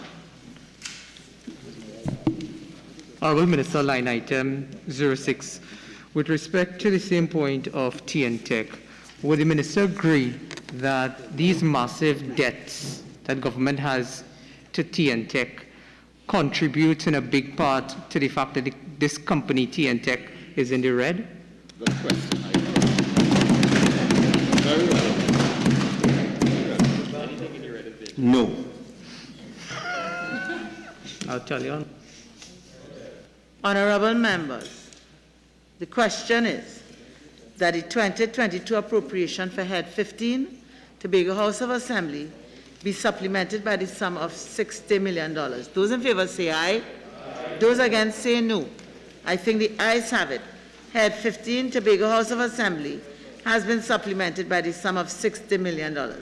I thank you, Minister of Finance, and I thank you for the team from the Tobago House of Assembly. Head 16, Central Administrative Services, Tobago. Head 16, Central Administrative Services, Tobago, a supplementation of $2,648,400.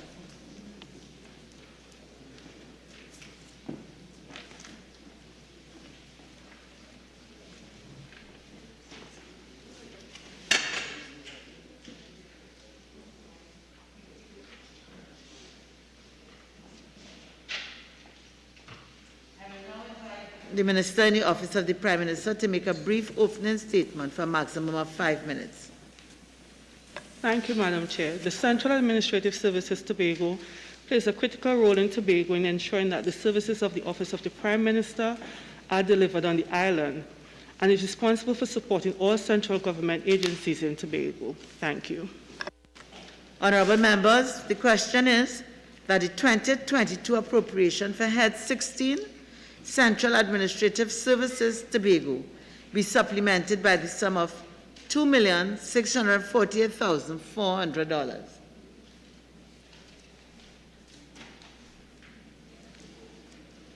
Member for Oropouche West.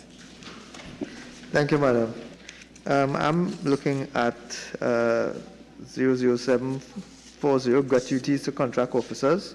Can the Minister advise the number of persons who would benefit from this additional funding for gratuities?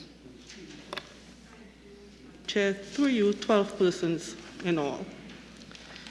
Ma'am, can you also advise, I noticed that these would be gratuities for the period 2014 to 2021. Can you advise why we have persons waiting for this extended period of time for their gratuity after retirement?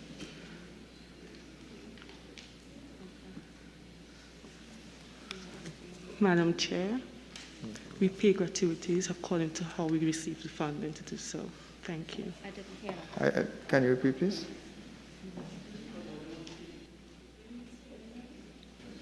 Can you repeat, please? Oh, sorry, you didn't hear me. Sorry. No, sorry, I do apologize. I said we pay gratuities according to how we receive funds to do so. Thank you. Well done. Member for Tabakit. Thank you, Madam Chair. I'm on Subhead 02, sub-item 08, rent lease office accommodation. We see a net increase of 2.3 million thereabout. Could the minister provide a breakdown of the properties rented, as well as the monthly rental payment to each and the length of time being paid up until September 30th? That figure accounts for our general administrative building. The landlord, you want all the information? If it's possible. The landlord is Radical Bissessa. The amount is 300,000 plus VAT. And the contract, is up to, and we on a month-to-month arrangement at the moment. Sorry, you had also asked how long we have been renting that facility. Rent has been paid for each, up until September 30th, 2022. This building has been from 2015. Okay.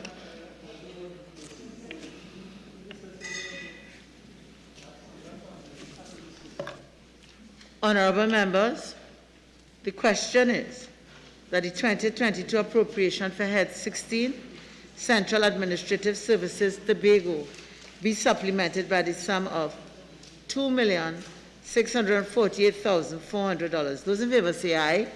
Those against say no. I think the ayes have it.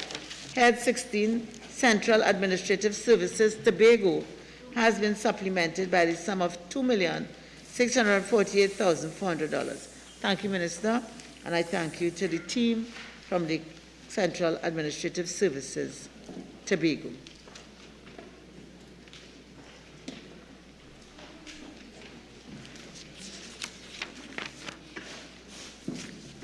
Head 17, Personnel Department.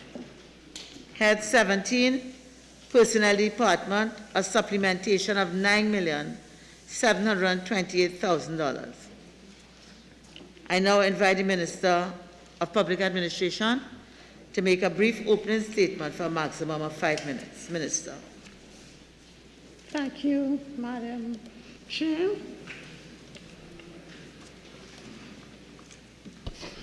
The Personnel Department is responsible for determining and advising on pay and terms and conditions of employment for employees in the public service, estimated to be around 90,000 workers. The department determines through consultation and negotiations with appropriate recognized majority unions and associations the terms and conditions of service for persons in the civil service, statutory authorities subject to the Statutory Authorities Act, the teaching service, the police service, the fire service, and the prison service. The department is also responsible for the determination of terms and conditions of employment of members of the Defence Force, daily rated workers, contract employees, and the provision of secretariat services, and advising the Salaries Review Commission on the terms and conditions of employment of office holders within its purview, as well as providing secretariat services to the Human Resource Advisory Committee, a subcommittee of Cabinet, for which the department provides recommendations and advice to treat with organizations in the state sector. The department is also required to advise on a wide range of HR issues in the public service, including matters related to industrial relations. These include matters before the industrial court, grievances, and disputes. Currently, the department is engaged in 3 job evaluation exercises. The leadership of the department, through the implementation of the Strategic Planning Framework 2022, continues to strengthen the organization to improve the timeliness and quality of service delivery to all stakeholders. Critical to the success of the ongoing work and improvements being effected to the department is the issue of financial resources. This current request for additional expenditure originated from the shortfall of the 2021 to 2022 fiscal allocations. The expenditure is required to meet personnel expenditure, rental payments, payments for contracted services, and the purchase of mining equipment. Thank you, Madam Chair. Honourable members, the question is that the 2022 appropriation for Head 17, Personnel Department, be supplemented by the sum of $9,728,000. Member for point of view. Thank you, Madam Chair. Minister, I just want to go to line item, sub-item 16, contract employment, and 28 together other contracted services, because the notation provided by the Minister of Finance refers to the Salary Review Commission, consultancy services for review of officers under the purview. Could you, for this committee, could you give us some clarity on what is the status of that project? I'm assuming it's reviewing salaries of all positions and officers under the Salary Review Commission. That exercise is slightly behind the deadline that was originally set, but it is close to completion.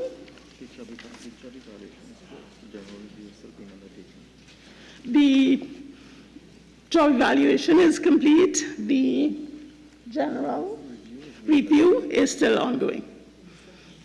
Do you have a minister follow-up? Do you have a timeline when this review, this project will be completed, and what will be the additional cost? By the end of the fiscal, the general review should be completed. By the end of this fiscal. By the end of this fiscal, the project will be completed. The exercise will be completed. The exercise undertaken by the CPO's office will be completed by the end of this fiscal. And then that report goes to Cabinet, I assume. Thank you. Member for Couva South. Thank you very much, Minister, in your opening remarks, you indicated that your ministry was currently engaged in 3 job evaluation exercises. In terms of other contracted services, does it mean during this fiscal you will need additional monies and so on for any of the other job evaluation exercises? All the funds required to the end of this fiscal have been requested in this supplemental, and it is being accommodated by the amount that is before this Honourable House. Thank you very much. Additionally, would you be at liberty to provide a status as it relates to the other job evaluation exercises which are currently in progress? The one for the public service was due to be completed by the end of June of this year.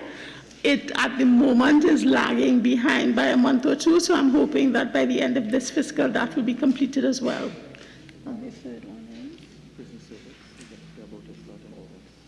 The last one is about to start in August, hasn't yet started. And the last one will focus on which area? Prison service. The prison. Correct. Thank you very much. Member for Chaguanas West. Thank you, Madam Chair. Honorable Minister, I'm looking at subhead 02, sub-item 08, the rent, lease, office accommodation and storage. Is this a new, are these new premises that are being leased, or is it an existing lease arrangement? All existing lease arrangements. And Honorable Minister, how is it that we were not able to budget this sum before the last allocation? The department would have requested the full allocation, would not have received it, and so is seeking the supplementation at this time.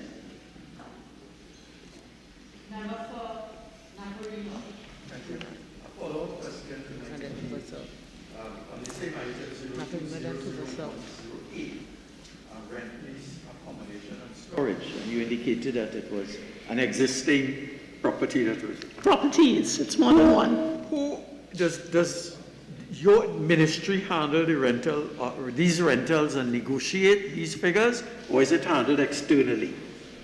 Most of the government property rentals are negotiated and handled by the Property and Real Estate Division of the Ministry of Public Administration.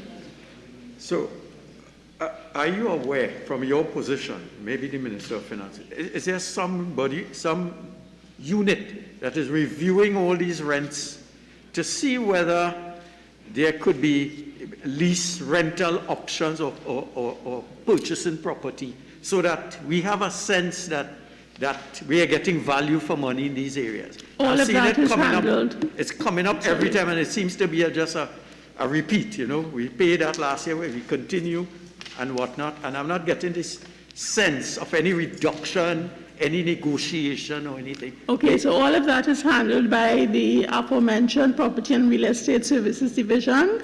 You will appreciate that when we enter into a lease agreement, it's for a period.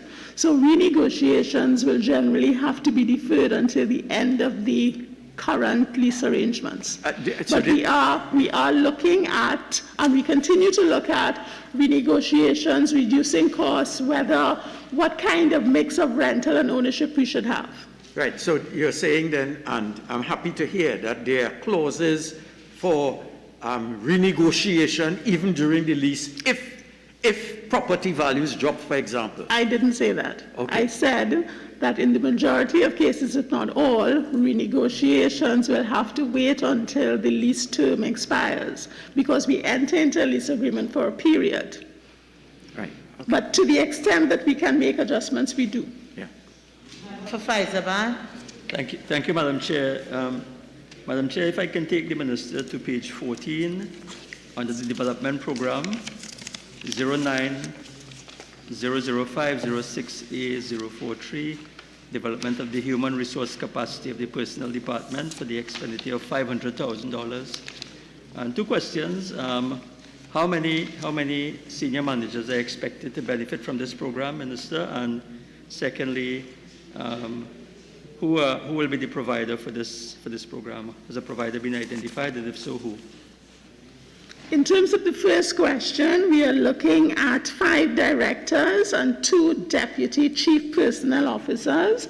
The intention being to ensure that we have succession planning options in place. With respect to the service provider, I'm not sure we have determined that yet. Cipriani Labour College and the University of the West Indies. Member for Cuba South. Faizabad asks one, but with respect to the review of the Public Service Employee Assistance Program. Minister, in recent times we have been hearing about the mental health of workers throughout Trinidad and Tobago. And you have alluded to that under your purview, approximately 90,000 persons are in the public service. Do you feel that $500,000 really is sufficient in the context of a proper employee assistance program dealing with the mental health issue in the workplace? The $500,000 included in this supplemental appropriation is not to pay for EAP services. It is to assess the program so that we can determine what we need going forward. And when will this assessment, as you rightfully said a minute ago, will be completed? We are hoping to have it completed by the end of August. And you have had the concurrence and involvement of the recognized majority unions as it relates to this assessment in relation to the EAP program? At this point in time, no, we have not. This is a management responsibility, so the management is doing the assessment, and as it becomes appropriate to reach out to the recognized trade unions, we will do so. Well, based on my experience, I'll offer that advice in terms of building a sense of involvement with the trade unions in the context of the CPO mental works with the health trade unions all the time. Asked and answered, Madam Chair. Just wanted to know when the report was due, and the Minister said August. Member for Naparimo. Thank you. Item 09-00506/F002, customization and outfitting of new office building at number 3 Alexandra Street, Sinclair, for sum of $500,000.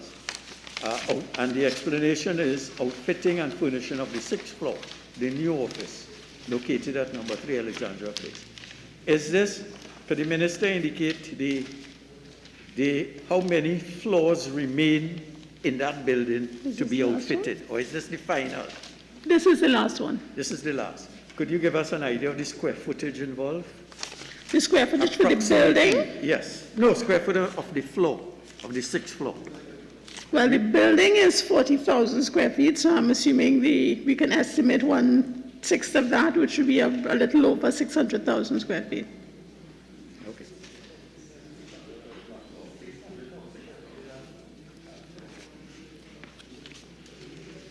No, I'm okay. Member for Faizabad. Thank you, Madam. Asked and answered. Thank you. Member for Urpuch West. Thank you, Madam. Honourable Minister, I note on sub-item 007, households, item 40, gratuities to contract officers, that you are requesting a $2.4 million allocation for payment of gratuities. I see no allocation was initially provided during the budget. Is there a reason for that? Were no funds requested during that period, or were funds simply not provided? We would have requested what we estimated was required at that time. Since then, the computations of the outstanding amounts would have been referred to both the Treasury and the Board of Inland Revenue. Would have gotten feedback, so we're now clear on what is due, and the Minister of Finance is now seeking to allocate the amount that we need.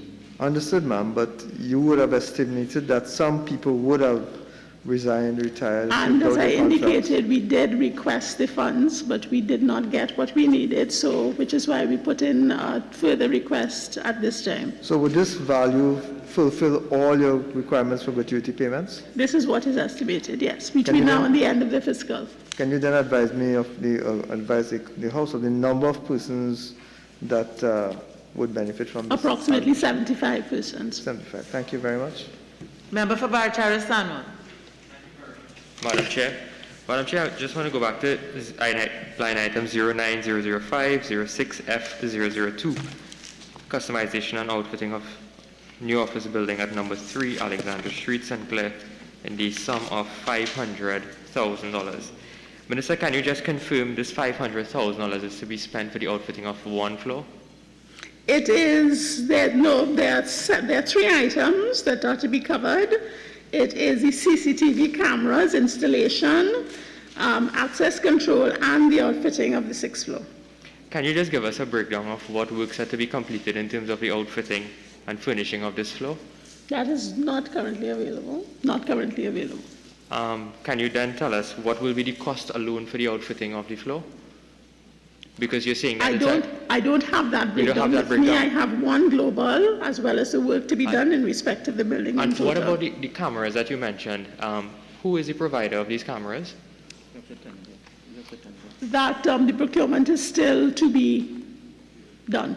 And we will need to be able to confirm availability of funds before we can go to tender. So this will determine that. Is there an estimate on which the personnel department has for the expenditure of those CCTV cameras? Repeat, sorry? Is there an estimate in terms of what the cameras will, what the I suspect they have a rough estimate. I don't have it with me, and in the absence of a procurement process, it is difficult to say with any certainty how much it will cost. Minister, can you, previously you had advised us that the outfitting of this building would have cost the taxpayers $20 million. Can you indicate how much of that has been, if that total amount have been spent, and this is an addition to this 500,000 is an addition to that 20 million? I don't have that information with me, but last time I checked, we were still within the estimated expenditure, spreading it over a few years. And as I indicated, this should be the last of those years. But I can report at year end what the position is with respect to that. And is there one specific provider for the outfitting and furnishing? No, there is not. Can you, in writing, provide us with the list of persons who have done the outfitting and furnishing of this building? We should be able to do that. Thank you.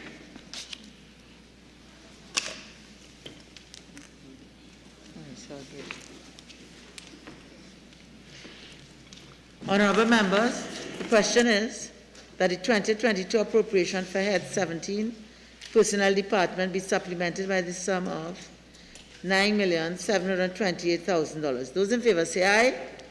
Those against say no. I think the ayes have it. Head 17 Personnel Department has been supplemented by the sum of $9,728,000. Thank you to the Minister of Public Administration and the Chief Personnel Officer and his team. Honorable members, I propose that we suspend now. We return at 5:15.